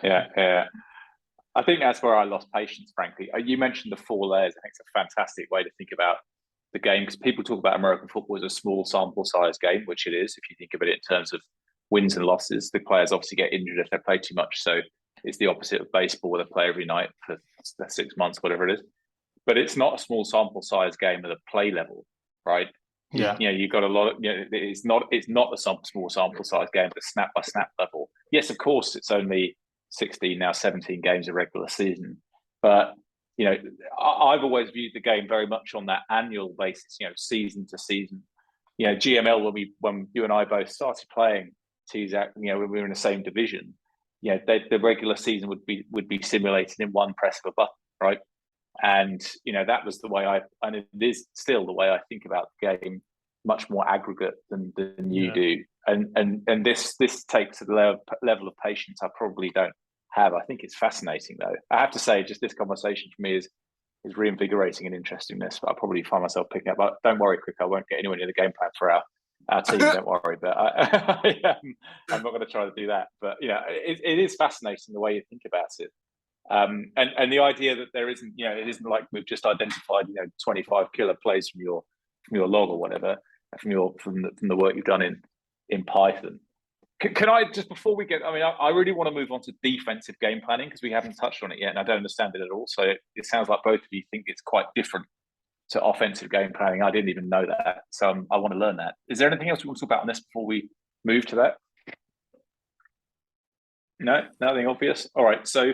Could you tell me, in the same way that you just did offensive game planning, tzach, would you mind doing defensive game planning in the same way? I'd love to hear that. Yeah, that's a great question. So you see, like the defensive game planning is a lot easier, right? It's a lot less complex. Only 12 plays that you can select during the game, and they have to go into this particular defensive situations. So my approach is to use plays that fit what my personnel can do. So for instance, if my corners can play a certain particular type of coverage, I'm going to select cover 2 or cover 1 and so on, versus man-to-man or press and so on. What I look a lot is like it's a balance between what the players can do and then what the opposition is doing. So sometimes I have to deviate a bit from the best match to my players, because someone is doing something extreme, right? Either someone is passing the ball a lot, or let's say. So let me break that down a bit. So what's a good defensive player then, right? Because I don't think I know now. I'm listening to this conversation. What does a good defensive player look like? What does a really high impact defensive player look like? One way you think I'm going to game plan for them somehow. I don't really get what you mean. You mean like in a particular position, or what's the most impactful defensive player that I could get if I had a 1-1 draft pick and I could pick whatever? What's the most important defensive player in all of this, or are they all about the same? It doesn't really matter. These days I like all of them, right? I don't have any particular preference. So I would probably get like a pass rusher, like defensive end. So I used to care a lot pre-patch. I used to care a lot about my pass rush, and then I wanted, and then everything else I thought was, and I always thought that cornerbacks were kind of a bit undervalued compared to real NFL, because I think in NFL having good cornerbacks matters a lot, but I don't think in front office football it did. But now I don't know. If you look at the trend in Red Zone Blitz, which is a sophisticated league, I definitely get the sense that people care a lot more about linebackers than they used to. And these sort of great linebackers or like run defending players, where in the past I was firmly of the view, don't get them because you can't afford to keep them under the cap. I don't think that's true anymore. I think I mean, listening to this, you're not game planning for specific defensive players. I've got a really good linebacker, so I'm going to do this. You're not thinking about it like that. I mean, from the perspective of the offense, is it? If that particular team has a good linebacker, no. No, like no, not from that perspective. It was a defensive game plan. So when you explained to me the offensive game plan, which I thought was super helpful, it was you've got to have a receiver who's good at this, a receiver who's good at this. In defense, are you doing the same thing? Do you think I've got to have a linebacker that's good at this, a defensive tackle who's good at this? Not really, because I see it as like the defense game planning like already bundles some of the properties of these players in a certain way, if you know what I mean. So it's not like for the offense that you can select that you're going to throw the ball to that particular receiver or not. Like for the defense, pretty much like the defense is reacting to whatever the offense is doing. So if you have like a stud linebacker, great. I mean, he's going to stop the run and go over your tight end perhaps, or your running back or whatever. So, and he's going to do that in different ways depending on the calls, right? He's going to do that in one particular way in cover 2, and another way in cover 1, and so on. So I just try to get the bars right. That's the thing. Like highly rated guys, like anywhere, to me they are helpful. I don't. Yeah. Of course, then you have to think about. I mean, if you can get them like later in the draft, then like a typically like a defensive tackle, then it's fine. But if that's what you have, I mean, this guy is going to be impactful for sure. Right? If you have like a 90 rated defensive tackle, you're like a different team for sure. There's no question about it. It's not going to show up in the stats, because the stats will, like, the tackles will go to the middle linebacker or whatever. But this guy is going to be important, like in the algorithm for the run defense, right? Yeah. That's so collecting big red bars continues to be a central strategy for roster building in this game. No surprise. Yeah. But I think one of the places you started was very similar to the offense. Think about the personnel you have, and go one way or the other. Either pick a defensive scheme and find players who can execute it, or take the players that you have or that you can get and then build around what they do well. But if you're not coordinating the plan with the personnel, and you just say, well, I let Rex takes care of all this, it seems too complicated, you're just leaking too much value. You're putting a bump first cornerback in a position where he's covering in zone, where he has a 0 or an 18, or whatever. You'll have too many mismatches if you leave this to chance. So again, this is just tending to the little things that we all know are there, just like making the effort to do it. Yeah, absolutely. And then like there will be positions that either you cannot get like a highly rated guy, or you cannot pay like your current player. You're going to have to compromise. So then it's important to know like which specific bars matter for the different positions. And then this is documented like in FOFC and other places. So let's say the free safety, you get a zone bar and a interception bar, and you can get away with like a 40 rated guy for like a long time, and so on. Even better if he's an affinity, right? So, there we go. All right. Yeah, now we're talking. So all right. So you basically, if I've understood this right, you're basically sitting there. If I was going to build one of these tomorrow, you get that help file thing that the game gives you, defensive philosophies in FOF or whatever it is.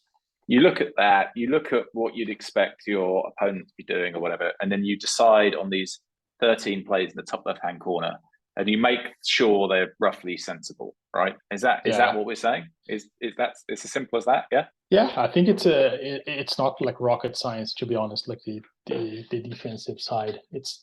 And what about if someone who can't bother to deal with this and hit Rex? is there more value in game planning as compared to Rex on the offensive or defensive side of the ball? Yeah, good point. I think like like on both sides, you're gonna get trouble, right? If you just Rex. Potentially, I think the difference is, I mean, you have like less ways to get trouble. Let's say it's only like 12 plays, so you may get lucky. Let's see. So that was the Rex button for those who are not in the know. Generate game plan. Yeah, that's not bad. So what's wrong with this? I mean, I can't read this. I don't understand what this tells me at all, really. I mean, can you see any obvious bloopers in there? I mean, not really. So this one is not too bad. I think the quality of the suggestions here also depend on your players, right? So I think if you don't have like good players, you're not gonna get like good suggestions as well. This to me looks more or less okay, right? It's what you would. But in the end, I mean, I use the same process as I have for the offense, right? I wouldn't just like press Rex and go into a multiplayer game. I would throw this into a single player game and see what is coming out of this particular defensive alignment. Just by looking at the player stats, I would say, okay, this particular cornerback is playing pretty bad. Why is that? And then you see like this guy is playing like in press, but he has like no bump and run and so on. Okay, so and that I understand. And then what about you? I think we talked at the beginning of this about your defensive game plan needs to react to what your offensive game plan is, not the opponent's offense, not the people you're up against for the defense, but so if you've got a run first team or you've got a pass first team, that changes somehow the way your defense works, the way your roster construction works, and the way your game plan works. How? Is it simply if you're a run first offense, you need a better defense? Is it as simple as that, or is there more to it than that? No, I think it's mainly like what you just said.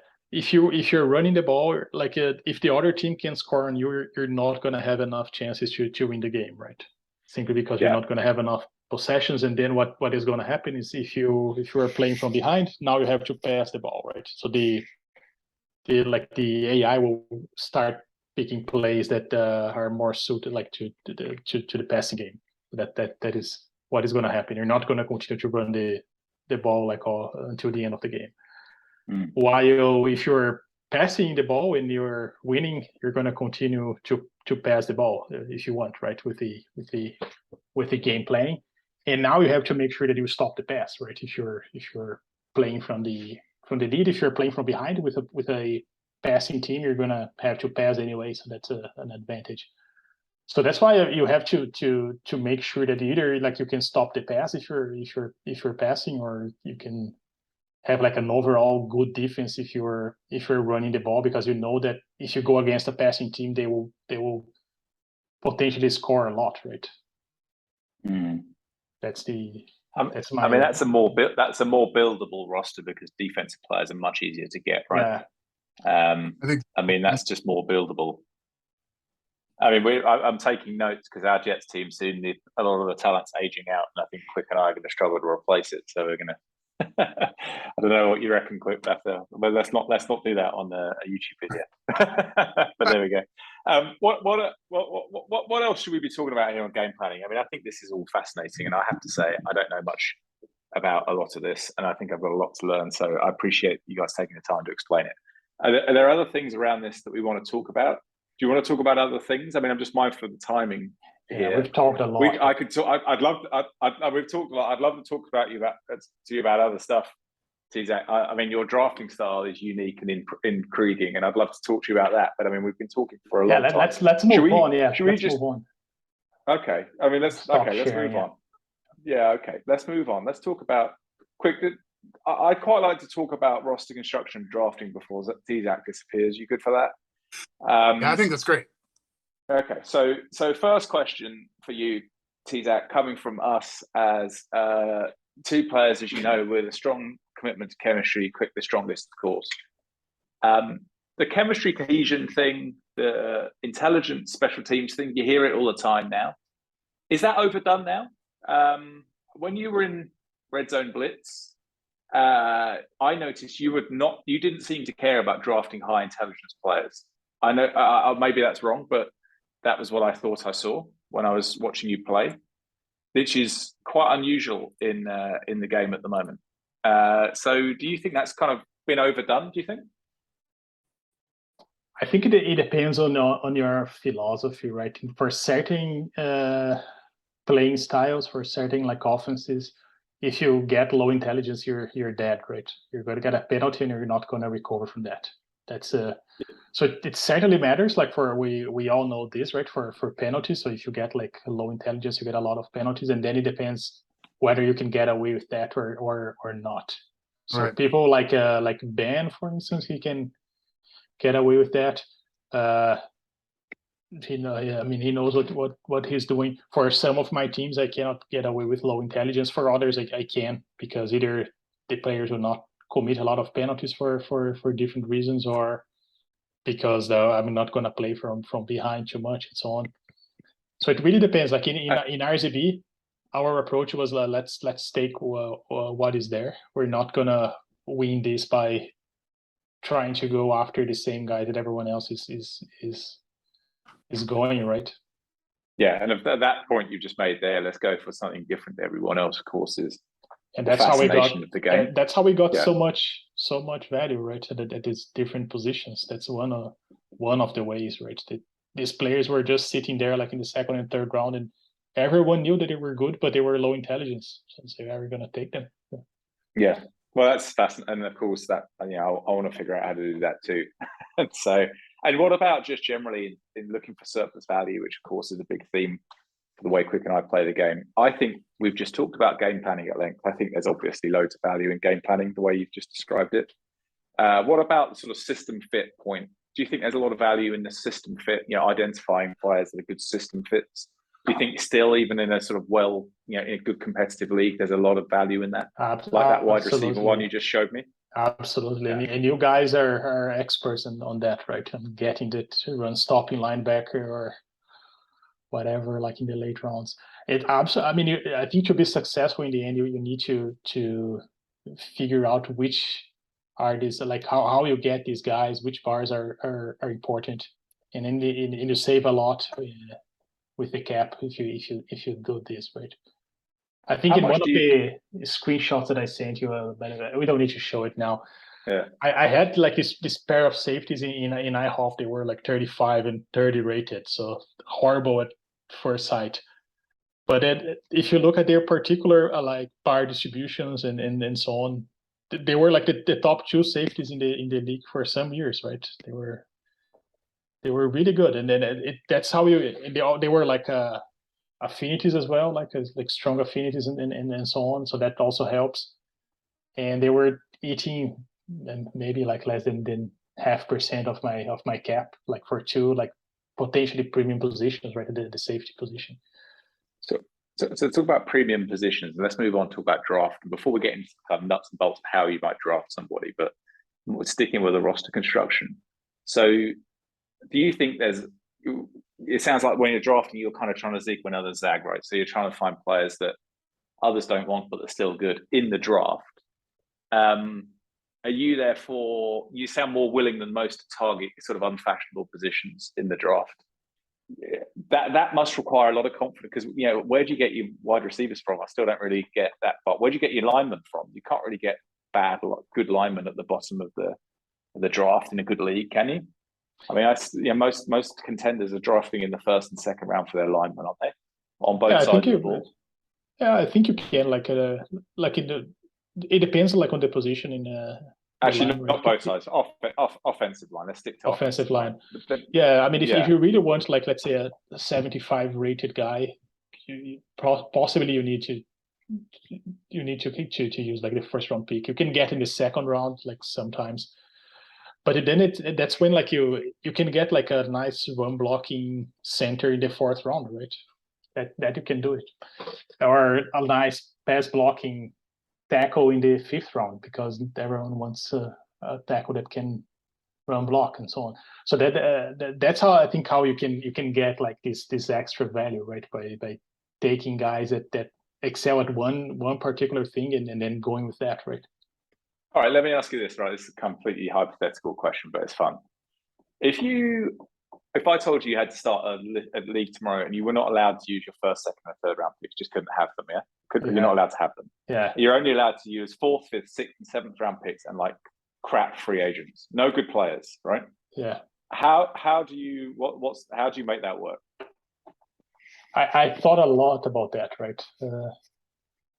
I actually anyway, I'm not saying this live, but anyway, I'll tell you guys offline. But you can get like a lot of value in this later rounds. Let's say if we go only like with the 7th round, I think you can make like a competitive roster using only 7th round picks just for fun. I mean, I'd love to see. I don't doubt that you can, but I'd love to see you try. Yeah, I think it will be fun to try. I mean, maybe we're gonna do that in the future, like some league. But well, do you know? But we're kind of coming a little, in red zone. We're not. Look, I think your drafting skill is considerably greater than mine. And so I think your talent recognition is better. But I think that generally speaking, it's probably fair. Quik, you and I haven't had a high. I mean, we obviously had our 1 in 15 disaster, but I think we haven't had high picks, nor did we expect to get high picks in red zone blitz. And a lot of our talents are aging out, right? So we're having to think about this live. Now, how do you get better with weak talent? You've been dealing with it. Quik's got 1,000 wins in IHOF, right? So I think he's probably dealt with this quite a lot. But how do you do well with crap players, right? I mean, chemistry is one answer. Yeah, the first thing is you have to build like a strong chemistry pattern in your roster. And then the second thing is to go after the guys that no one wants, right? In RZB, we got like a future Hall of Famer running back in the 7th round. He never managed to do anything after we left, but he was really good. Asher Vaughn, he was really good. High endurance and hold recognition, like speed to the outside, and so on. Just 3 bars and that's enough. And you can do this for I think like every position, even like with in the 7th round and so on. And of course, I mean, you're not gonna. I don't think you're gonna be like a dominate. You don't have like you're not gonna dominate the league, right? In the way that like Quik has dominated IHOF in some years, and so on. But I think you're gonna push for the playoffs if you keep the guys, if you let like the cohesion do its thing, and then you have like the affinities and so on, and you have the right bars at the right places, and you have like a well suited game plan. I think you can survive. You're gonna play like a lot of close games, right? Yeah. Well, so does that lead you like this philosophy of looking for the overlooked? I think that's really interesting. I like that in concept. Does that lead you as far as are you more willing to draft players who, we have the notorious set of combine thresholds where if you look on a table or you program it into Python or whatever, that a certain wide receiver or whatever, your left tackle has to have a 5.27 in the dash. And if he's 5.28, that means he's irretrievably useless, at least according to the gospel of Malkpow, right? So are you willing to take players who are outside of constraints if they look like they might have the 2 or 3 bars that are attractive to you? Are you willing to go that far with taking the unwanted players? Absolutely. The one thing to remember about the combined thresholds is that that particular number that the best drafter ever, Malkpow, gave us, that's the threshold for the guy being above 50, right? If I recall correctly. So that's so that's pretty important to have in mind. So I don't mind if the guy is 30 or 35 rated, as long as the particular bar that I'm going after holds. So that's what you need to consider. If the bar this is the point, right? So you've been able to, because your game planning is so sophisticated, you've been able to take a much more reductionist approach to the players you take, but they have to fit the system very precisely, right?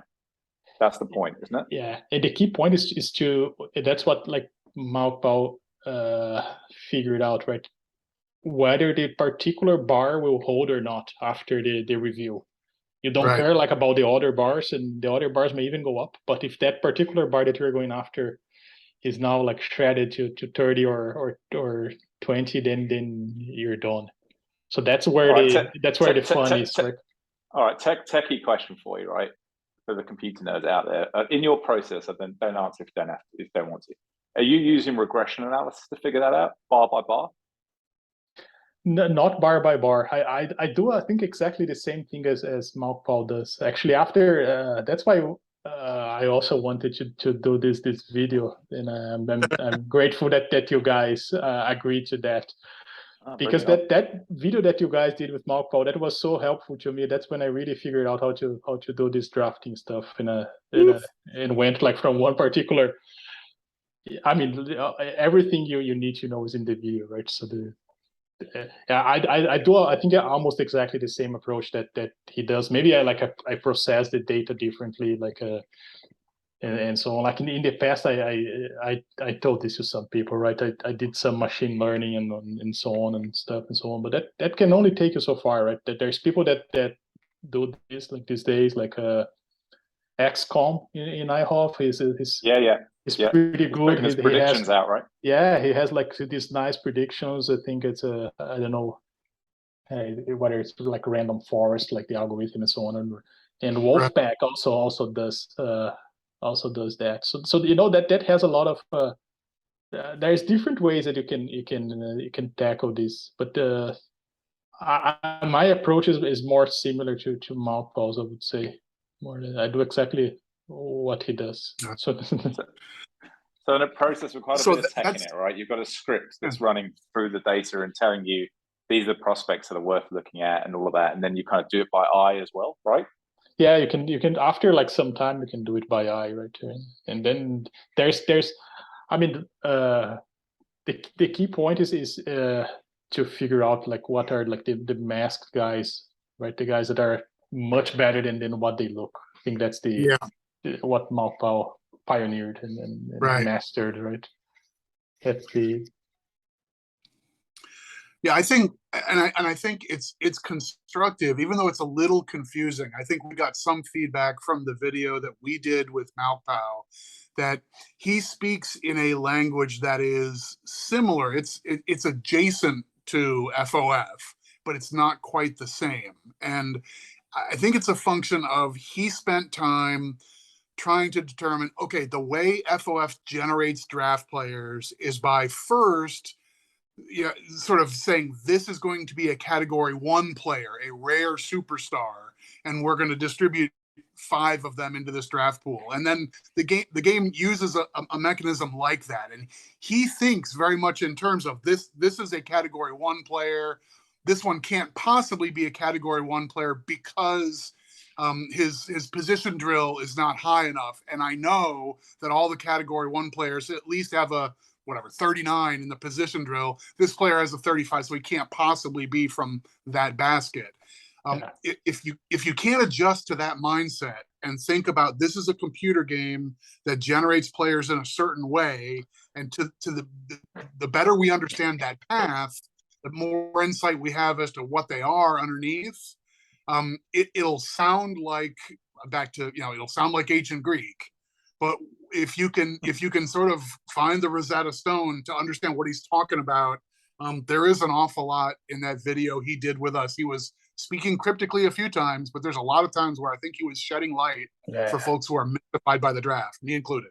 Yeah, he gave like a lot of like specific information of things about the draft. So that was very helpful. In the end, I mean, I think it's one of the most interesting aspects of this game, right? We all love for sure. Yeah, it's great. It's great. Do you can I come back to a question from the beginning of this? Are you too good at the draft for it to be fun? Because that was the risk. I thought I was getting better and better at it, and I don't want to figure this out too much. No, I don't want to always win, No, I mean it's I watched the video again, like with Malpaul, and I think I feel very similar to the way he feels. That it's a game inside the game. It's similar to chemistry, right? It's a game inside the game. When you sign that chemistry leader, and Quik is pissed off and say, "Oh yeah, that was fun. I mean, I got this guy," And then when you cut the guy, the chemistry leader, just to resign him again, like in the next stage, and so on. there's, you know, it's a game inside the game. And it's the same with the drafting, right? It's just fun, and then you wanna. There's something cool about getting these guys, like this masked guys, and some of them, like, I hate the bars, right? I know that this guy is gonna be like 65 rated, but I don't need these bars for that particular position and so on. It's like, and so on. Oh, But, and then, but still do it. then you persuade yourself it will have trade value next season, so you do it anyway. You still do it, but in the end, it's like a defensive tackle that no one wants to trade and for. So, but it's, you know, it's just fun. I think it's an aspect of the game that it never gets, you know, tiring, to be honest. Let me ask you one specific. I want to ask you one specific drafting question while we're thinking about it, right? And it's quite specific. And if you don't want to answer it, I get it. When you built this, hang on, where's it gone? Where's that thing with the chemistry groups? This thing. Were you building this to help you draft? Were you building this because, to my theory that I don't understand, I haven't done the work, is that the only way to figure out avoid interceptions on quarterbacks as draft prospects is to understand all of this somehow and work out what group they're in and what you'd expect to see. Do you? I don't, you know, don't feel like you need to answer if you don't want to, but is that in your process? Yeah, I don't. Absolutely. You know, the one of the combined scores of the quarterback will be shared. I think it's the Sol score, right? The Sol seismic will be shared among like intelligence, sense rush, and read defense. Yep. So if you can have like at least like an idea on the intelligence, that helps. The problem is that takes like standard deviation. So that means like the variability of this number, you're not going to get like 16, let's say, for acquires all the time. It's going to be between 0 and 46, like 70% of the time. So that still like makes things like difficult to pinpoint, because that it's stochastic, right? Like it's not just a straight read across. Yeah. But the avoid interception thing. So is this like, because this is something I remember from the game, like before I was playing it, but reading back through FOF in the distant past, there were times where you wanted like dumb players because of then with a bar in this position, because then you knew you felt. Where does avoid? I don't get where avoid interception comes into it. So all right, you've got a combine, and it's going to distribute into 3 places. And if you know you've got a weak bar in this, you've got a good chance of strong scores for the other 2. I think I figured that much out. Yeah. But why is avoid interception in the discussion? Because that's not in the discussion. Why is that? It's I think it's also shared by intelligence, right? I think okay. It's shared but hidden, right? Yeah. Okay. Yeah. And it's the same for route running for wide receivers. Yep. So that and like avoiding fumbles for running backs and wide receivers. So that's So, but is it that you're looking for? And again, stop me if this is too much. If you're looking for high intelligence, I get that. I can understand that. Is it high intelligence relevant to the position group? Is that why you built this? That would make sense to me if there were like different rates of transfer for different chemistry groups, if that makes sense. Yeah. It's I'll say this much. It's not like a particular, I'm not like looking for a particular group, right? Let's say I'll take like only Taurus, because these guys are all like low intelligence and then high avoid interception. It's not like that. It's more like the distribution of intelligence among that group, and then how it compares to the combined scores and how it compares to the bars of that particular QB. So you need to, let's say for avoid interceptions, you need to have a good read on read defense as well, right? If you don't have like a good read on read defense, you're screwed in the end. Yeah, no, I think that's enough for everybody who wants to sit and work it out. If you do a spreadsheet now, guys, I think it should be pretty clear. I haven't done that piece, but we need a quarterback in RZB, so I think it's going to be. We're not too far from the bit where I think I try and sit and figure that one out. Quik, anything else on the draft you want to cover? I mean, I think just open-ended. Anything else, tzach, that you'd like to share that you think is interesting, or that you learned along the way, or that you see people doing that's noteworthy or worth chatting about? Like one message that it's important for people to have in mind is that it's pattern recognition, right? Or like what you see like before the review, like when the draft class is out, is not what you're gonna get after the review. So and this is repeatable, right? Pretty much like the process, right, of what happens before and then what happens after. It's the same process over and over. So if you see some guys and say, "Oh, I've seen this type of bars in a player and he turned out to be good," so make sure that you have like your eyes like trained to see this, to catch this guy again, like, and then when he shows up in a certain class, right? That's how I like worked a lot of times. The other thing is to realize that related to this distribution of talent that Quik was referring to. Most players in the draft, they will go down in terms of ratings, right? And there will be like only few like really like stud players in a draft class. So if you think you're seeing like a stud player in the second round, let's say, let's say 80 plus rated, chances are that the guy is crap, and so on.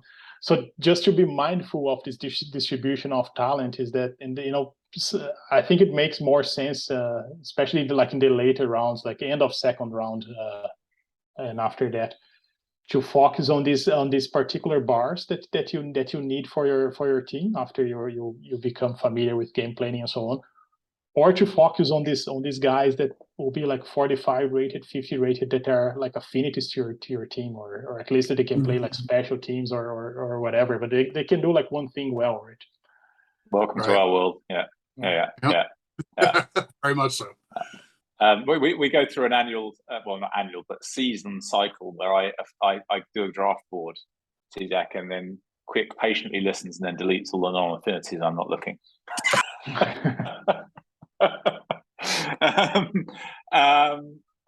All right. Can we, before we disappear, can we talk about this? I put it on the screen just now. You've just circulated this or sent it on the forums of IHOF and Red Zone Blitz. This is apparently a graph of field goal achievement probability, I think, from 0 to 1 by distance from 20 to 60 yards. Is that right? Yeah, that's correct. So what's this for? Why have you told us about this? This is quite intriguing to me. Like I don't remember. I think honestly, I was just bored and getting. I think I never parsed the field goal game logs, so I decided to do that for a change. So and then the other thing is that with this you can like one of the important settings, we didn't discuss this, but one of the important settings in your game plan is the maximum distance that you kick your field goals from. Okay. So I wanted to have like a feeling on the efficiency of this, especially like these long field goals, right? Above 50, whether you would get something like above 50% or less than that, because in the end that affects like your decisions for like the fourth down and so on, and the setting that you put in the game. So that's and whether it makes sense to get a kicker or not. That's the other thing. To pay a kicker, yeah. And over at the International House of Football League, the IHOF League, Ben gleefully followed up this post with his own distribution, mostly, I think, to advance bragging that he's figured out don't bother kicking 58-yard field goals. And then that the Tucker team has like something like 11 attempts over 55 yards in its entire history, or something of that nature. So, oh really? I mean, if you look at this, you don't want to go beyond about. I mean, it's funny, right? It's not easy how to interpret this data. I mean, here's one answer: is it bends down, it goes below 50 at about 55, 53, 54 yards. Okay. Then it really sharply bends down, right? So there's one sharp bend. Second thing is you've drawn a line at 40, right? The expected points is not 40 yards. The probability is 0.87, 0.88. Is therefore 0.88 times 3. That's the expected points of a field goal, because it's not how it works. Because you've got to consider the impact of what else you do, right? Yeah. And so it's not that simple. but at the same time, if you can see clear drop-offs, and you've just drawn a drop-off at 40, now I'd argue there's another drop-off at about 53, right? Or maybe 52. Yeah. Is that fair? Yeah. It's quite interesting. Yeah. Honestly, I only kick field goals up to 40. I never kick beyond 40. And I'm pretty sure that's because is that because your team is good? If your team was crap, would you kick more field goals? Yeah, absolutely. And I'm pretty sure Ben does the same. Only kicks up to 40. Yeah. So, and what about fourth down then? I mean, we obviously see this in the NFL. Teams are realizing you should not kick so much on fourth down, whether it's a punt or a field goal. And the main reason that there was too much special teams on fourth down in the NFL was job insecurity, right? And people have gradually sort of weaned themselves off that. But the kick, which type of kick discussion is more challenging, right? Do you field goal or do you punt? And do you ever, like, if it's 55 yards, then what do? Do you just punt, or have you got also ratcheted up the go for it on fourth down as well? It depends. If I have like one of these run heavy teams, I kick it. I'll try to get like the best kicker I can, and I kick it. If I have like a good offense, like a good passing team, I'll never kick it beyond 40. I'll just keep passing and punting. Yeah. And there's us trying to build the best special teams we can, Quik. Yeah, we still do it. It was a passing phase of mine. I don't know, man. Suzette, thank you so much for doing this. That was so much Thanks, fun. Guys. It's reinvigorated elements of the game for me, which I hadn't paid much attention to. Quik, I don't know, anything else you want to cover, or should we leave it there? And I think we've covered so much there that I think that's pretty fantastic. Well, I think this has been great, but in the event you get an itch to do something like this again, please consider us, because we'd love to have you. Yeah, exactly. Will, thanks a lot, guys, for having me. This was fun. It was a nice conversation. Should have happened a long time ago, so I'm glad that we did it. Good. All right, let me see if I can. Let me see if I can figure out how to stop recording. Okay.